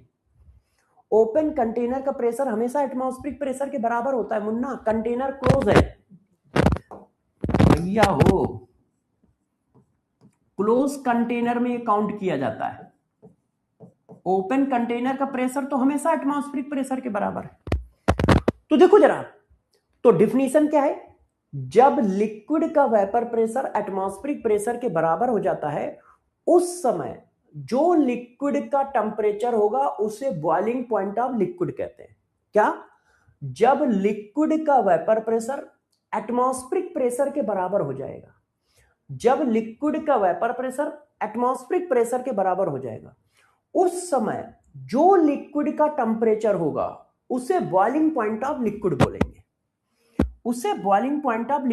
तो बॉइलिंग पॉइंट ऑफ लिक्विड क्या होता है, बॉइलिंग पॉइंट ऑफ लिक्विड क्या होता है, eight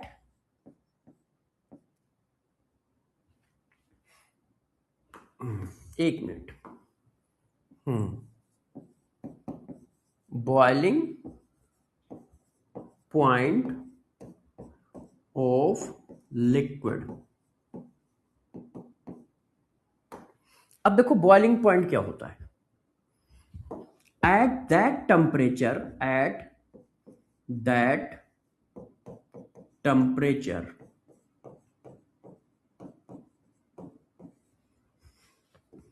vapor pressure of liquid is equal to atmospheric pressure।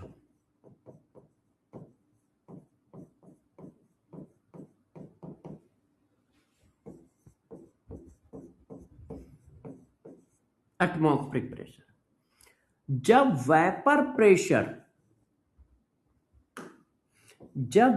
Pressure atmospheric pressure के बराबर हो जाता है उस टेम्परेचर को हम बॉइलिंग पॉइंट ऑफ लिक्विड बोल देते हैं।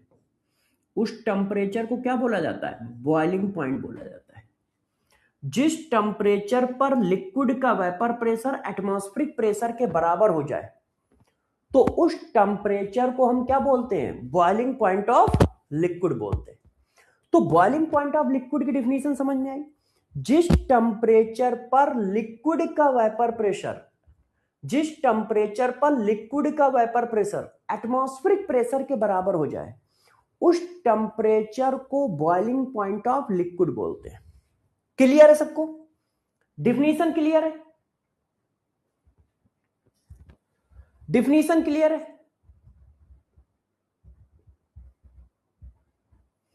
हाँ, अब गौर से समझना इस बात को, गौर से समझना। हमें करना क्या है? हमें यह करना है कि वेपर प्रेशर को एटमॉस्फेरिक प्रेशर के बराबर करना है। मान लो एटमॉस्फेरिक प्रेशर ज्यादा है, 1 एटमॉस्फेयर ना होके 2 एटमॉस्फेयर हो, तो हमें और ज्यादा वेपर बनानी पड़ेगी। क्यों? हमें इसके बराबर करना है ना, हमें इसके बराबर करना है। अब मान लो एटमॉस्फेरिक प्रेशर ज्यादा है तो हमें ज्यादा वेपर बनानी पड़ेगी। क्यों हमें ज्यादा वेपर बनानी पड़ेगी? क्योंकि बराबर करना है, तो ज्यादा वेपर बनाने के लिए ज्यादा टेम्परेचर देना पड़ेगा, है कि नहीं? इसका मतलब बॉइलिंग पॉइंट जो होता है, गौर सुनना, इसका मतलब बॉइलिंग पॉइंट जो होता है वो एटमॉस्फेरिक प्रेशर के डायरेक्टली प्रोपोर्शनल होता है। यदि एटमॉस्फेरिक प्रेशर चेंज होगा तो बॉइलिंग पॉइंट चेंज होगा। क्यों? हमें कितनी वेपर बनानी है? उतनी वेपर बनानी है जिससे उसका प्रेशर एटमॉस्फेरिक प्रेशर के बराबर हो जाए। मान लो एटमॉस्फेरिक प्रेशर ज्यादा है तो ज्यादा वेपर बनानी पड़ेगी, और ज्यादा वेपर बनाने के लिए ज्यादा टेम्परेचर चाहिए। मान लो एटमॉस्फेरिक प्रेशर कम है तो कम वेपर बनानी पड़ेगी, और कम वेपर बनाने के लिए टेम्परेचर कम देना पड़ेगा। इन जनरल, फिर से सुनो, in general atmospheric pressure constant होता है। तुम मेरे पास से 500 किलोमीटर दूर बैठे होगे, कोई 100 किलोमीटर दूर बैठा होगा, कोई 1000 किलोमीटर दूर बैठा होगा, कोई 2000 किलोमीटर दूर बैठा होगा, मगर सबके ऊपर 1 एटमॉस्फेरिक प्रेशर लग रहा है। तो in general atmospheric pressure constant होता है, इसीलिए हम कहते हैं कि बॉइलिंग पॉइंट कांस्टेंट है। मैं तुमसे पूछूं तुम्हारे घर का पानी कितने पे बॉयल हो रहा है? 100 डिग्री सेंटीग्रेड। मेरे घर का पानी कितने पे बॉयल हो रहा है? 100 डिग्री सेंटीग्रेड। जबकि मैं तुम्हारे से 1000 किलोमीटर दूर रह रहा हूं। उसका रीजन है क्योंकि दोनों का एटमॉस्फेरिक प्रेशर सेम है। एटमॉस्फेरिक प्रेशर सेम तो बॉइलिंग पॉइंट सेम, तो बॉइलिंग पॉइंट सेम। तो इन जनरल क्या होता है कि एटमॉस्फेरिक प्रेशर कांस्टेंट है तो बॉइलिंग पॉइंट भी कांस्टेंट रहता है। इन जनरल क्या है? एटमॉस्फेरिक प्रेशर कांस्टेंट है, इसलिए बॉइलिंग पॉइंट भी कांस्टेंट है। नहीं तो बॉइलिंग पॉइंट जो होता है एटमॉस्फेरिक प्रेशर पर डिपेंड करता है। क्यों? क्योंकि बाय डेफिनेशन क्या है? हमें कितनी वेपर बनानी है? हमें उतनी वेपर बनानी है जिससे वेपर प्रेशर की वैल्यू एटमॉस्फेरिक प्रेशर के बराबर हो जाए। अब मान लो एटमॉस्फेरिक प्रेशर ज्यादा, तो ज्यादा वेपर बनानी पड़ेगी, और ज्यादा वेपर बनाने के लिए ज्यादा टेम्परेचर।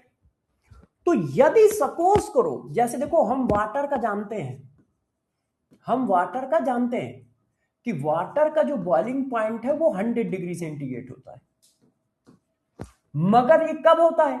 जब एटमॉस्फेरिक प्रेशर की वैल्यू 1 है। हमारे लोगों के आसपास एटमॉस्फेरिक प्रेशर कितना है? 1। यदि हम गौर से देखो, वाटर का जो बॉइलिंग पॉइंट है, वाटर का जो बॉइलिंग पॉइंट है वो 100 डिग्री सेंटीग्रेड से ज्यादा भी हो सकता है। यदि मान लो एटमॉस्फेरिक प्रेशर की वैल्यू 1 एटमॉस्फेयर से ज्यादा है, एटमॉस्फेरिक प्रेशर की वैल्यू बढ़ गई तो बॉइलिंग पॉइंट भी वाटर का बढ़ जाएगा, फिर 100 पे बॉयल नहीं होगा। क्यों नहीं होगा? क्योंकि हमें और वेपर बनानी पड़ेगी, क्योंकि डिफिनीशन क्या है? वेपर प्रेशर की वैल्यू एटमॉस्फेरिक प्रेशर के बराबर होनी चाहिए। अब एटमॉस्फेरिक प्रेशर 2 हो गया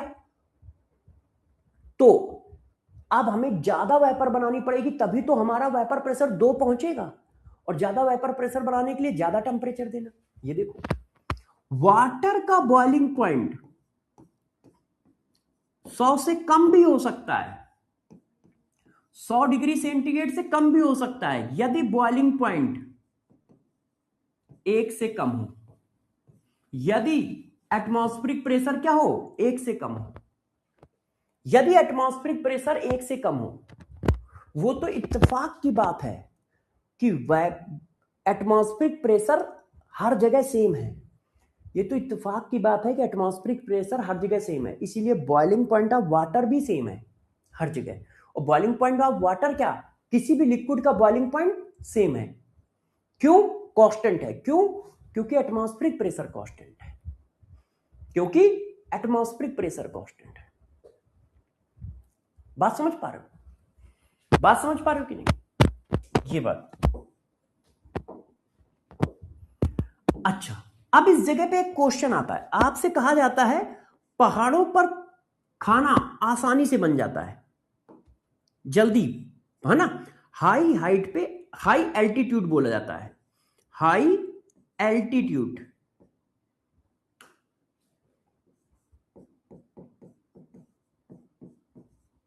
हाई एल्टीट्यूड पर वाटर जल्दी बॉयल हो जाता है, वाटर जल्दी बॉयल हो जाता है।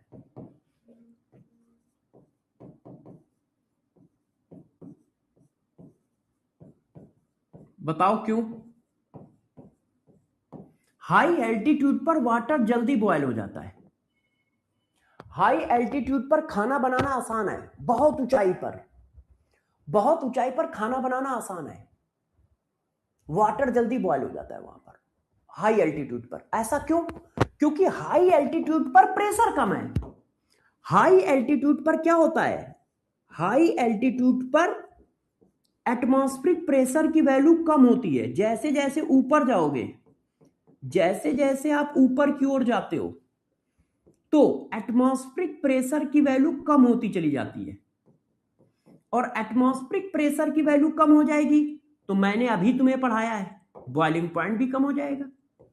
क्यों? क्योंकि बॉइलिंग पॉइंट एटमॉस्फेरिक प्रेशर पर डिपेंड करता है। तो बॉइलिंग पॉइंट वाटर का क्या होगा? कम होगा, तो पानी जो है जल्दी बॉयल हो जाएगा, 100 डिग्री सेंटीग्रेड से पहले ही बॉयल हो जाएगा, और 100 डिग्री सेंटीग्रेड से पहले बॉयल हो जाएगा, खाना बनाना आसान हो जाएगा, खाना बनाना आसान हो जाएगा, है ना? खाना बनाना आसान हो जाएगा। तो हाई एल्टीट्यूड पर पानी जल्दी बॉयल हो जाता है, 100 डिग्री सेंटीग्रेड से कम ही टेम्परेचर पे बॉयल हो जाता है। ऐसा क्यों? ऐसा इसलिए कि हाई एल्टीट्यूड पर एटमॉस्फेरिक प्रेशर की वैल्यू कम है, और बाय डिफॉल्ट डिफिनीशन में क्या कहा गया है? डिफिनीशन में कहा गया है हमें बस उतनी वेपर बनानी है जिससे वो एटमॉस्फेरिक प्रेशर के बराबर हो। अब एटमॉस्फेरिक प्रेशर कम है तो हमें वेपर कम बनानी पड़ेगी, और वेपर कम बनानी पड़ेगी तो टेम्परेचर कम देना पड़ेगा, इसलिए टेम्परेचर डिक्रीज हो जाएगा, इसलिए टेम्परेचर क्या होगा? डिक्रीज होगा। तो हाई एल्टीट्यूड पर खाना बनाना आसान क्यों है? हाई एल्टीट्यूड पर पानी जल्दी क्यों बॉयल हो जाता है? उन सबके पीछे यही रीजन है, डिफिनीशन ऑफ बॉइलिंग पॉइंट। वो देखो, ये बात समझ में आई सबको? ये बात समझ में आई? अब बॉइलिंग पॉइंट और वेपर प्रेशर में हमें रिलेशन पढ़ना था। देखो हेडिंग क्या थी? Relation between boiling point and vapour pressure. अभी रिलेशन की तो बात ही नहीं की मैंने, है ना? अब मैं रिलेशन पे आता हूं, और जब मैं रिलेशन पे आऊंगा ना तो तुम लोग अभी देखना उल्टे गलत समझोगे, मतलब समझने में दिक्कत करोगे। देखो, क्या मैंने तुम्हें ये पढ़ाया है? डरना नहीं। क्या मैंने तुम्हें ये पढ़ाया है कि टेम्परेचर बढ़ाओगे तो वेपर प्रेशर बढ़ेगा, टेम्परेचर बढ़ाओगे तो वेपर प्रेशर बढ़ेगा? क्लियर है? हाँ, ये मैंने अभी पढ़ाया है। अच्छा, अब मैं जो पढ़ाने जा रहा हूं, अब उससे तुम्हें देखना डर लगेगा। वेपर प्रेशर और बॉइलिंग पॉइंट इनवर्सली प्रोपोर्शनल होते हैं।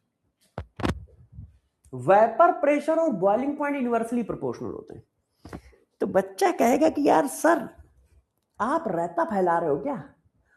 क्योंकि बच्चे को फील आता है कि बॉइलिंग पॉइंट भी तो एक टेम्परेचर ही है, बॉइलिंग पॉइंट भी तो एक टेम्परेचर ही है ना? तो ये इनवर्सली प्रोपोर्शनल कैसे है? ये इनवर्सली प्रोपोर्शनल कैसे है? अब गौर सुनो, देखो यहां पर कंफ्यूजन बहुत होता है बच्चों को, तो इस चीज को मैं आपको थोड़ा एक्सप्लेन करता हूं,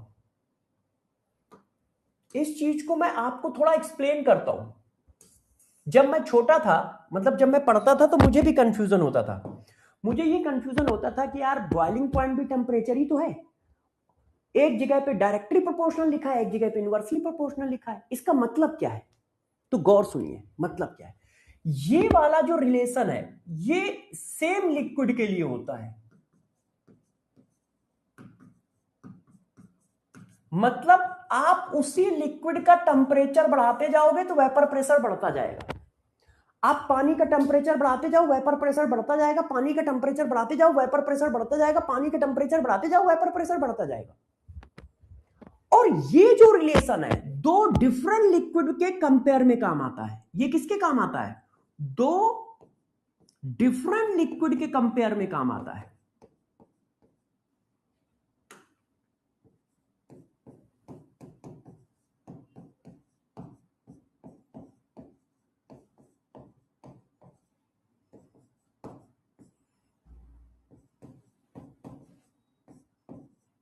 ये सेम लिक्विड में कंपेयर नहीं हो सकता। ऐसा क्यों नहीं हो सकता बताता हूं। अरे भाई सेम लिक्विड का तो बॉइलिंग पॉइंट कांस्टेंट होता है, उसको बढ़ाते कैसे चले जाओगे? वाटर का बॉइलिंग पॉइंट तुम क्या बढ़ाते चले जाओगे? वाटर का बॉइलिंग पॉइंट कितना है? 100। तो जब वाटर का बॉइलिंग पॉइंट फिक्स है तो वाटर का वेपर प्रेशर भी फिक्स होगा, तो उसमें इनवर्सली प्रोपोर्शनल का रिलेशन कैसे आ जाएगा? उसमें इनवर्सली प्रोपोर्शनल का रिलेशन कैसे आ जाएगा बताओ? कैसे आ जाएगा? आएगा ही नहीं। वाटर का बॉइलिंग पॉइंट 100 है तो आप वो तो हमेशा 100 ही रहोगे कि वाटर का आप 200 कर दोगे कि देखो वाटर का बॉइलिंग पॉइंट बढ़ रहा है 100, 120, 130, 140, 150। किसी का बॉइलिंग पॉइंट तो एक ही होता है ना? तो ये रिलेशन हमेशा दो लिक्विड के कंपेयर में काम आता है, एक लिक्विड के लिए रिलेशन नहीं है। एक लिक्विड के लिए ये रिलेशन है कि हम किसी लिक्विड का टेम्परेचर बढ़ाते जाएंगे तो वेपर प्रेशर बढ़ता जाएगा, टेम्परेचर बढ़ाते जाओगे तो वेपर प्रेशर बढ़ता जाएगा, टेम्परेचर बढ़ाते जाओगे तो वेपर प्रेशर बढ़ता जाएगा। और ये दो डिफरेंट लिक्विड के कंपेयर के लिए। अब दो डिफरेंट लिक्विड में कैसे कंपेयर किया जाता है वो मैं सिखाता हूं। ये दो डिफरेंट लिक्विड के कंपेयर में काम आता है कि जिसका बॉइलिंग पॉइंट ज्यादा है उसका वेपर प्रेशर कम है एट कांस्टेंट टेम्परेचर। इसका मतलब क्या है? इसका मतलब मैं सिखा रहा हूं, अच्छे से समझना जरा। इसका मतलब क्या है? इसका मतलब क्या है मैं आपको सिखाता हूं। देखो इसका मीनिंग है कि इसका मीनिंग क्या है, गौर सुनना। जिस लिक्विड का वेपर प्रेशर कम है उसका जिस लिक्विड का बॉइलिंग पॉइंट कम है उसका वेपर प्रेशर ज्यादा है एट कांस्टेंट टेम्परेचर। इसका मतलब ये, इसका मतलब क्या है ये मैं सिखाता हूं, अभी बताऊंगा भी, है ना? मीनिंग क्या है इसकी? मीनिंग क्या है इसकी? मीनिंग क्या है? इस बात की मीनिंग है कि जिसका जिसका बॉइलिंग पॉइंट कम है उस लिक्विड का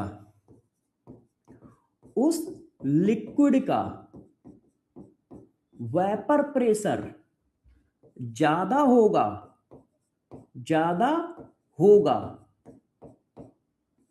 एट कांस्टेंट टेम्परेचर, किसी कांस्टेंट टेम्परेचर पर।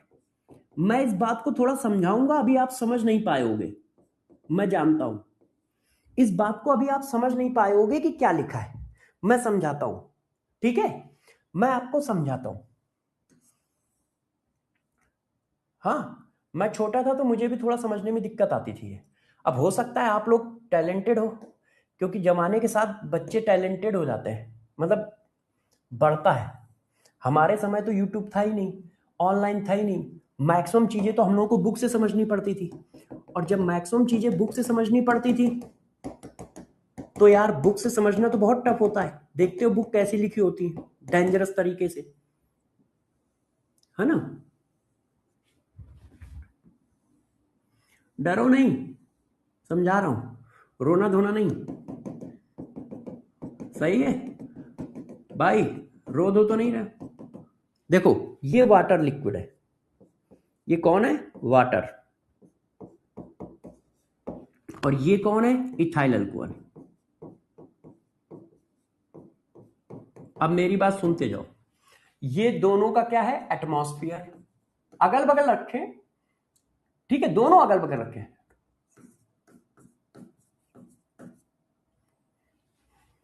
एटमॉस्फेयर। अब एटमॉस्फेयर ये है तो एटमॉस्फेरिक प्रेशर दोनों में कितना लगेगा? सेम लगेगा, 1 एटमॉस्फेयर। अगल बगल रखें। अच्छा अब मुझे बताना, सब लोग देखते जाओ, ये वेपर बनाएगा? हाँ बनाएगा। बनाएगा ना, हाँ बनाएगा। टेम्परेचर बढ़ाओगे वेपर बनाएगा, बनाएगा। टेम्परेचर बढ़ाओगे वेपर बनाएगा, बनाएगा। ये भी बनाएगा भाई, भाई भाई है। अच्छा, अब इसको कितनी वेपर बनानी है बताओ, इसको कितनी वेपर बनानी है? उतनी वेपर बनानी है जिससे वेपर प्रेशर एटमॉस्फेरिक प्रेशर के बराबर आ जाए, और वो वैल्यू कितनी है 1। अच्छा, इसको कितनी वेपर बनानी है? इसको भी उतनी ही वेपर बनानी है जिससे वेपर प्रेशर एटमॉस्फेरिक प्रेशर के बराबर आ जाए, और वो कितना है 1।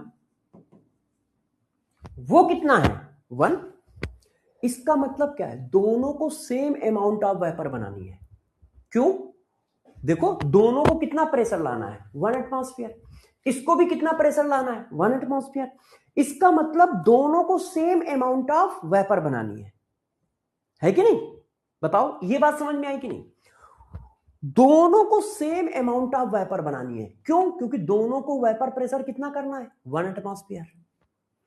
इसको भी 1 एटमॉस्फेयर करना है, इसको भी 1 एटमॉस्फेयर करना है, करना है। हाँ, अब देखो इसको 1 एटमॉस्फेयर करने में टेम्परेचर कितना लगता है? इसका बॉइलिंग पॉइंट होता है 78 डिग्री सेंटीग्रेड, और उतनी ही वेपर बनाने में इसको कितना बॉइलिंग पॉइंट लगता है? इसका बॉइलिंग पॉइंट होता है 100 डिग्री सेंटीग्रेड।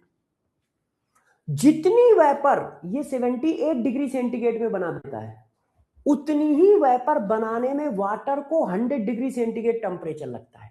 क्यों? देख लो भाई, डिफिनीशन क्या है कि वेपर प्रेशर जब एटमॉस्फेरिक प्रेशर के बराबर हो जाएगा तब बॉइलिंग पॉइंट आएगा, और वो एटमॉस्फेरिक प्रेशर कितना है 1। तो इसको 1 एटमॉस्फेयर प्रेशर का बॉइलिंग, इसको 1 एटमॉस्फेयर प्रेशर बनाने के लिए कितना टेम्परेचर लगता है 100 डिग्री सेंटीग्रेड। इसको 1 एटमॉस्फेयर प्रेशर बनाने के लिए कितना टेम्परेचर लगता है 78 डिग्री सेंटीग्रेड। वेपर तो बराबर ही बनानी पड़ेगी, कंफर्म है? अब मेरा क्वेश्चन का जवाब सुनो। इतनी बात सबको कंफर्म है कि नहीं? क्योंकि अब मैं पूछने जा रहा हूं, मेन पॉइंट वही है।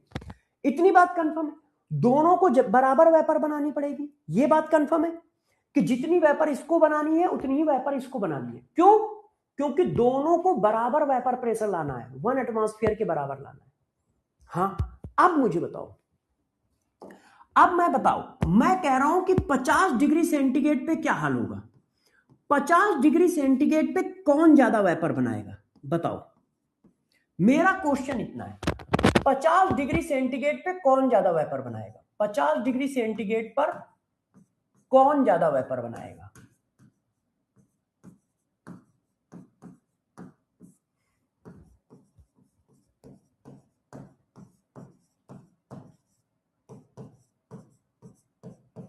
बताओ, अल्कोहल, इथाइल अल्कोहल या वाटर? बताइए आपके हिसाब से 50 डिग्री सेंटीग्रेड पर कौन ज्यादा वेपर बनाएगा? देखो इस 100 डिग्री पे जितनी ये वेपर बना रहा है, 75 पे उतनी ही ये बना रहा है, मगर 50 पे कौन ज्यादा बनाएगा? सबका आंसर इथाइल अल्कोहल है, एक दो का आंसर बस इधर उधर है। यस, इथाइल अल्कोहल बनाएगा। क्यों? क्योंकि इसका बॉइलिंग पॉइंट कम है। इसका मतलब ये ज्यादा वेपर बनाता है टेम्परेचर बढ़ाने पे। थोड़ा टेम्परेचर बढ़ाओगे मगर ये ज्यादा वेपर बनाएगा। भाई देखो, उतनी ही वेपर बनाने में इसने कम टेम्परेचर लिया है, और उतनी ही वेपर बनाने में इसने ज्यादा टेम्परेचर लिया है। तो 50 डिग्री सेंटीग्रेड पर इसका मतलब ये ज्यादा वेपर बनाएगा। तो 50 डिग्री सेंटीग्रेड पर ज्यादा वेपर कौन बना रहा है? ये। इसका मतलब जिसका बॉइलिंग पॉइंट कम है, जिसका बॉइलिंग पॉइंट कम है उसका वेपर प्रेशर ज्यादा है। चेक करो, एक एट कांस्टेंट टेम्परेचर, किसी पर्टिकुलर टेम्परेचर पे जिसका बॉइलिंग पॉइंट कम है उसका वेपर प्रेशर ज्यादा है। देखो उसकी वेपर ज्यादा है तो वेपर प्रेशर ज्यादा है। बॉइलिंग पॉइंट पे तो वेपर प्रेशर सेम ही होगा, अलग अलग कैसे हो सकता है? मतलब ये रिलेशन एक अलग टेम्परेचर के लिए है, किसी कांस्टेंट टेम्परेचर के लिए, कि दो लिक्विड में कंपेयर करना है अब आप पूछ रहे हो कि इसका बॉइलिंग पॉइंट कम है, तो एक कांस्टेंट टेम्परेचर पे ज्यादा वेपर कौन बनाएगा? तो किसी कांस्टेंट टेम्परेचर पे ज्यादा वेपर वो बनाएगा जिसका बॉइलिंग पॉइंट कम है। देखो ये बात सही है, यही बात लिखी है। इस बात का मतलब यही होता है, इस पॉइंट का मतलब यही होता है कि जिसका बॉइलिंग पॉइंट कम है उस लिक्विड का वेपर प्रेशर ज्यादा होगा किसी कांस्टेंट टेम्परेचर पे। इसका मतलब ये है। तो पहली बात यहां पे बहुत कंफ्यूजन रहता है, मैं बस छोटा था तो मुझे बहुत कंफ्यूजन रहता था कि यार बॉइलिंग पॉइंट तो टेम्परेचर ही होता है, एक बार टेम्परेचर के डायरेक्टली प्रोपोर्शनल लिखा है, एक बार टेम्परेचर के इनवर्सली प्रोपोर्शनल लिखा है। इस चीज को मैं हजम नहीं कर पाता था। अब बुक पढ़नी होती थी, क्लास हो गई तो हो गई। अब ज्यादा क्लास में टीचर से पूछो ना तो आप अभी तो मार पड़ती नहीं है भाई, मारते ही बहुत थे, दौड़ा दौड़ा के मारते थे, तो ज्यादा पूछने में भी डर लगता था कि ज्यादा पूछे कैसे। तो मैंने एक दो बार पूछा मगर मुझे समझ में नहीं आया कि यार ये कहानी क्या है। ठीक है, मुझे काफी फिर बाद में समझ में आया, मैंने बुकों से पढ़ा, फिर एक बार मैंने और पूछा सर से, तब उन्होंने बताया कि अरे बेवकूफ इसका मतलब ये है। मैंने कहा ओके ये बात है। तो ये कंफ्यूजिंग पॉइंट है। तो दोनों में डिफरेंसेस समझ रहे हो? ये एक ही लिक्विड के लिए होता है कि यार एक ही लिक्विड का टेम्परेचर बढ़ाते जा रहे हो तो वेपर प्रेशर बढ़ता जाएगा, और ये पॉइंट दो लिक्विड के कंपेयर के लिए यूज किया जाता है। ये पॉइंट दो लिक्विड के कंपेयर के लिए यूज किया जाता है। ये पॉइंट ये बताता है कि यदि किसी लिक्विड का बॉइलिंग पॉइंट ज्यादा है, किसी लिक्विड का बॉइलिंग पॉइंट ज्यादा है तो वो एक पर्टिकुलर टेम्परेचर पे कम वेपर बनाएगा, पर्टिकुलर टेम्परेचर पे कम वेपर बनाएगा। इसका मतलब ये होता है। तो ये रिलेशन याद रखना, हम लोगों को फ्यूचर में काम आएगा, जरूरत पड़ेगी। अब तुम इसी बात पे क्वेश्चन कर दो, boiling point of liquid A and B are 300 kelvin 400 kelvin respectively, select the correct statement. PA and PB are vapour pressure of liquid A and B at, यहां पे अभी क्वेश्चन थोड़ा अधूरा है, at PA and PB are vapor pressure of liquid A and B at 200 Kelvin temperature. पूछो, बताओ, answer बताओ, answer बताओ। तो अब देखो, जिसका बॉइलिंग पॉइंट ज्यादा उसका वेपर प्रेशर कम। बॉइलिंग पॉइंट और वेपर प्रेशर में इनवर्सली प्रोपोर्शनल का साइन होता है। तो ए का बॉइलिंग पॉइंट ज्यादा है, एक कम है, तो ए का वेपर प्रेशर ज्यादा होगा। क्यों? क्योंकि ए का बॉइलिंग पॉइंट कम है, और ए का बॉइलिंग पॉइंट कम है तो ए का वेपर प्रेशर ज्यादा होगा, ए का वेपर प्रेशर ज्यादा होगा। है कि नहीं? ये देखिए, क्लियर है सबको? क्लियर है? अच्छा, लास्ट एंड फाइनल हेडिंग। अब हमारा vapour pressure of pure liquid खत्म हो जाएगा। लास्ट एंड फाइनल हेडिंग, इसके बाद हमारा vapour pressure of pure liquid खत्म हो जाएगा। अब हम सॉल्यूशन के वेपर प्रेशर पे आ जाएंगे। अब हम सॉल्यूशन के वेपर प्रेशर पे आ जाएंगे। देखो,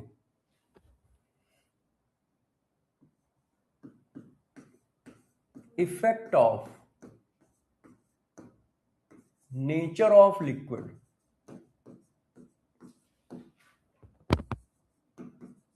in vapor pressure, in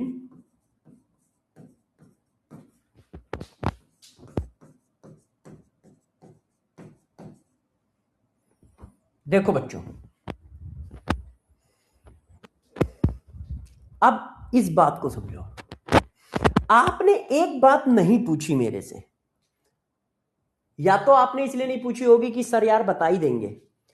आपने एक बात ये नहीं पूछी कि सर ये 100 डिग्री सेंटीग्रेड पे जितनी वेपर बना रहा है उतनी ही वेपर ये 78 डिग्री सेंटीग्रेड पे बना रहा है। क्यों?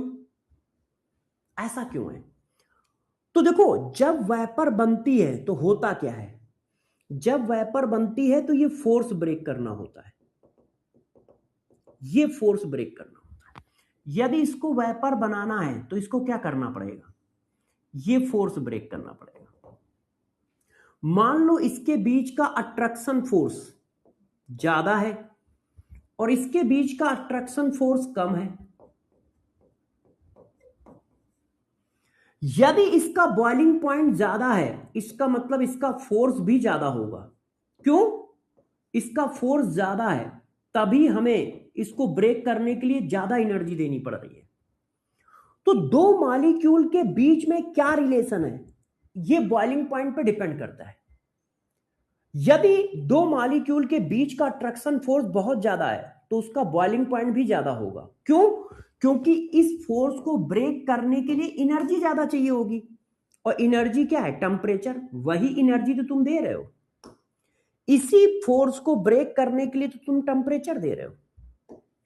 तो दो मॉलिक्यूल के बीच में जितना ज्यादा अट्रैक्शन फोर्स होगा, दो मॉलिक्यूल के बीच में जितना ज्यादा अट्रैक्शन फोर्स होगा, बॉइलिंग पॉइंट उतना ही ज्यादा होगा। वाटर का बॉइलिंग पॉइंट अल्कोहल से ज्यादा क्यों है?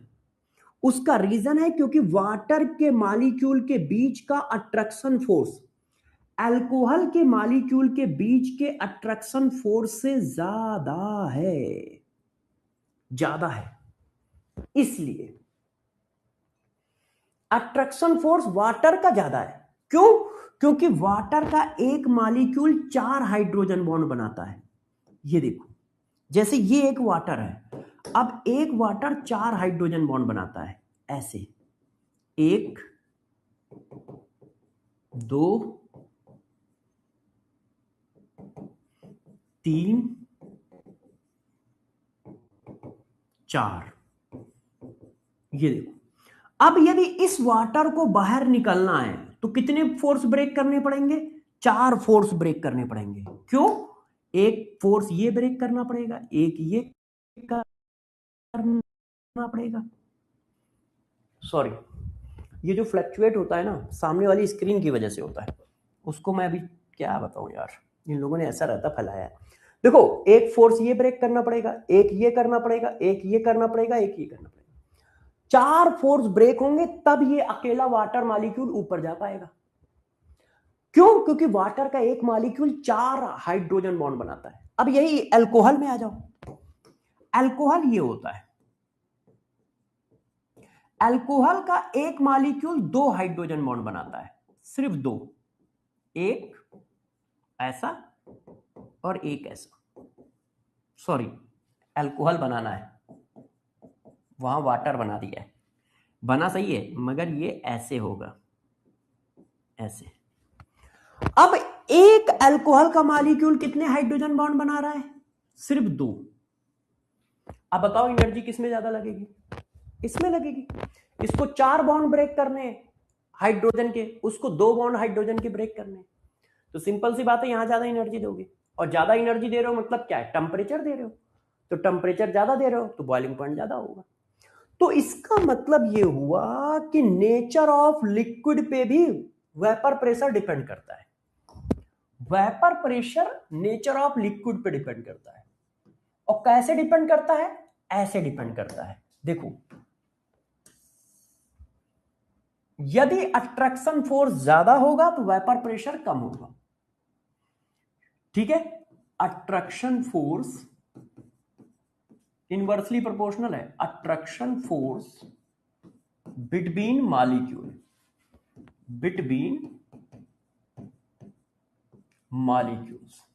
मॉलिक्यूल्स के बीच में अट्रैक्शन फोर्स ज्यादा है तो वेपर प्रेशर कम होगा। ये देखो, तो इसका मतलब हमें यह चेक करना पड़ेगा कि यार किसका अट्रैक्शन फोर्स ज्यादा है, किसका कम है। अट्रैक्शन फोर्स ज्यादा, वेपर प्रेशर कम, और वेपर प्रेशर कम तो बॉइलिंग पॉइंट ज्यादा। ये तो मैंने वेपर प्रेशर का रिलेशन लगाया है। बॉइलिंग पॉइंट का इसका अपोजिट, जितना ज्यादा अट्रैक्शन फोर्स उतना ज्यादा बॉइलिंग पॉइंट, जितना ज्यादा अट्रैक्शन फोर्स उतना ज्यादा बॉइलिंग पॉइंट। अब अट्रैक्शन फोर्स का ऑर्डर क्या होता है? ऑर्डर ऑफ अट्रैक्शन फोर्स, दो मॉलिक्यूल के बीच में अट्रैक्शन फोर्स का ऑर्डर क्या होता है? देखो, दो मॉलिक्यूल के बीच में अट्रैक्शन फोर्स का ऑर्डर क्या होता है, इस बात को जरा समझिए सारे लोग। देखो, सबसे बड़ा अट्रैक्शन फोर्स होता है आयन आयन फोर्स। यदि वो आयन फॉर्म कर रहा है तो बहुत बड़ा फोर्स है। फिर होता है हाइड्रोजन बॉन्डिंग, यदि वो हाइड्रोजन बॉन्डिंग कर रहा है तो और बड़ा फोर्स है। फिर होता है dipole dipole force, dipole dipole. Dipole dipole को ही कहा जाता है पोलर पोलर। पोलर मॉलिक्यूल का ही डाइपोल होता है ना, पोलर पोलर। फिर होता है non dipole force, non polar force, non polar. Non polar molecule को ही कहा जाता है डिस्पर्सन फोर्स। ये देखो, non polar force, non polar non polar molecule, इसी को आप लंडन फोर्स, डिस्पर्सन फोर्स बोलते हो।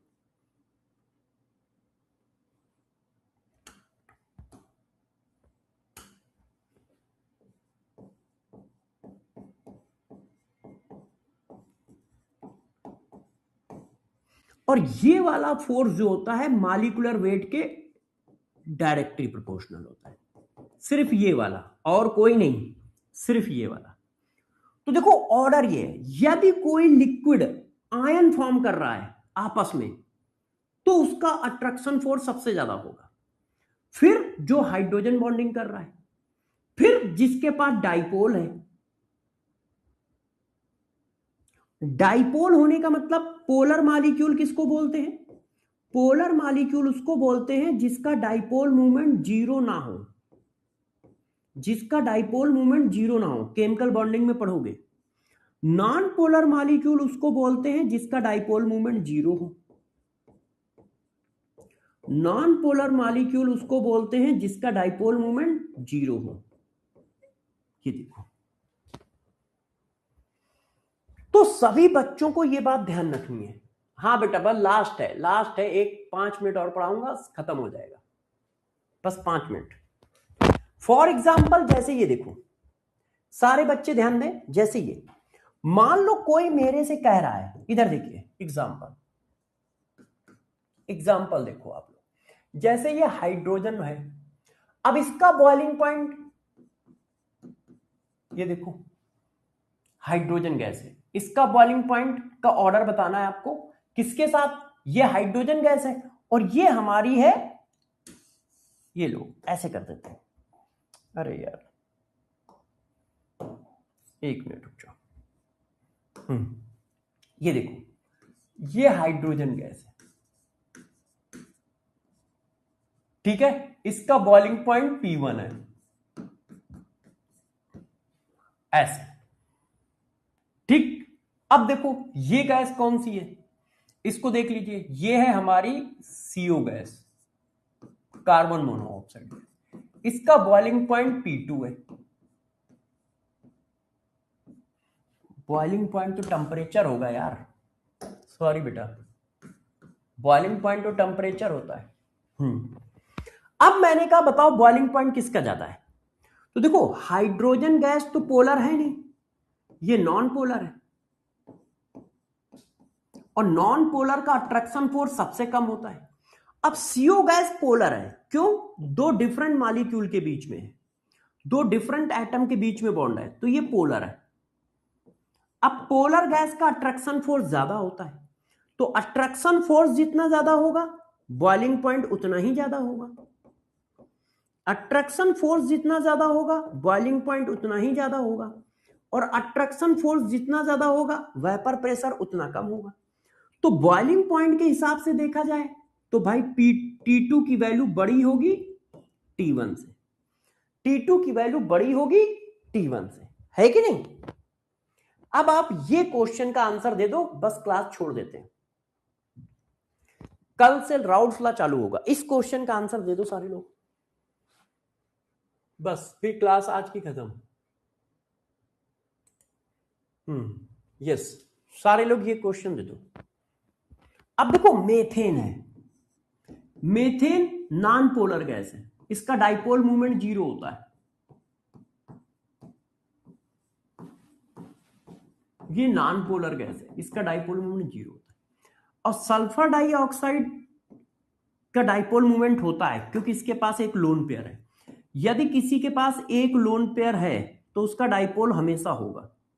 ये पोलर गैस है, ये पोलर गैस है, इसका डाइपोल है। अब फोर्स किसका ज्यादा है, पूछा क्या गया है, वेपर प्रेशर ऑफ इतना इतना इज इतना। अब आपको पता है वेपर प्रेशर फोर्स के इनवर्सली प्रोपोर्शनल है, फोर्स ज्यादा तो वेपर प्रेशर कम, तो वेपर प्रेशर किसका ज्यादा होगा, मेथेन का ज्यादा होगा और SO2 का कम होगा। फोर्स ज्यादा वेपर प्रेशर कम, फोर्स ज्यादा वेपर प्रेशर कम। क्लियर है, सब लोगों को यह बात क्लियर है? तो आज की क्लास इसी जगह पे रोकते हैं और आप सभी बच्चे QHD सीट नंबर 2 करके आइएगा। कल राउट्स लॉ स्टार्ट करेंगे, कल राउट्स लॉ स्टार्ट करेंगे, सभी बच्चे QHD सीट नंबर 2 करके आएंगे। ठीक है, क्या करके आओगे, QHD सीट नंबर 2 जो मैं लिख के दूंगा। अभी मैं इसको लिखूंगा, आप इसको आधे एक घंटे बाद अपलोड कर लीजिएगा, आधे एक घंटे बाद अपलोड कर लीजिएगा। ठीक है, और क्वेश्चन करके आइएगा CHD सीट नंबर 2 के। बाय बाय बच्चों। मेथेन में हाइड्रोजन बॉन्डिंग नहीं होती है, आयुष केमिकल बॉन्डिंग में पढ़ाऊंगा, मेथेन में हाइड्रोजन बॉन्डिंग नहीं होती है। कल बेटा थोड़ा एक्सप्लेन कर दूंगा, आज टाइम हो गया है ना श्रेया, कल एक्सप्लेन कर दूंगा, आज टाइम हो गया। ठीक है, बाय बाय। चलो भाई जाओ मस्ती करो, बायो क्लास करो जाके।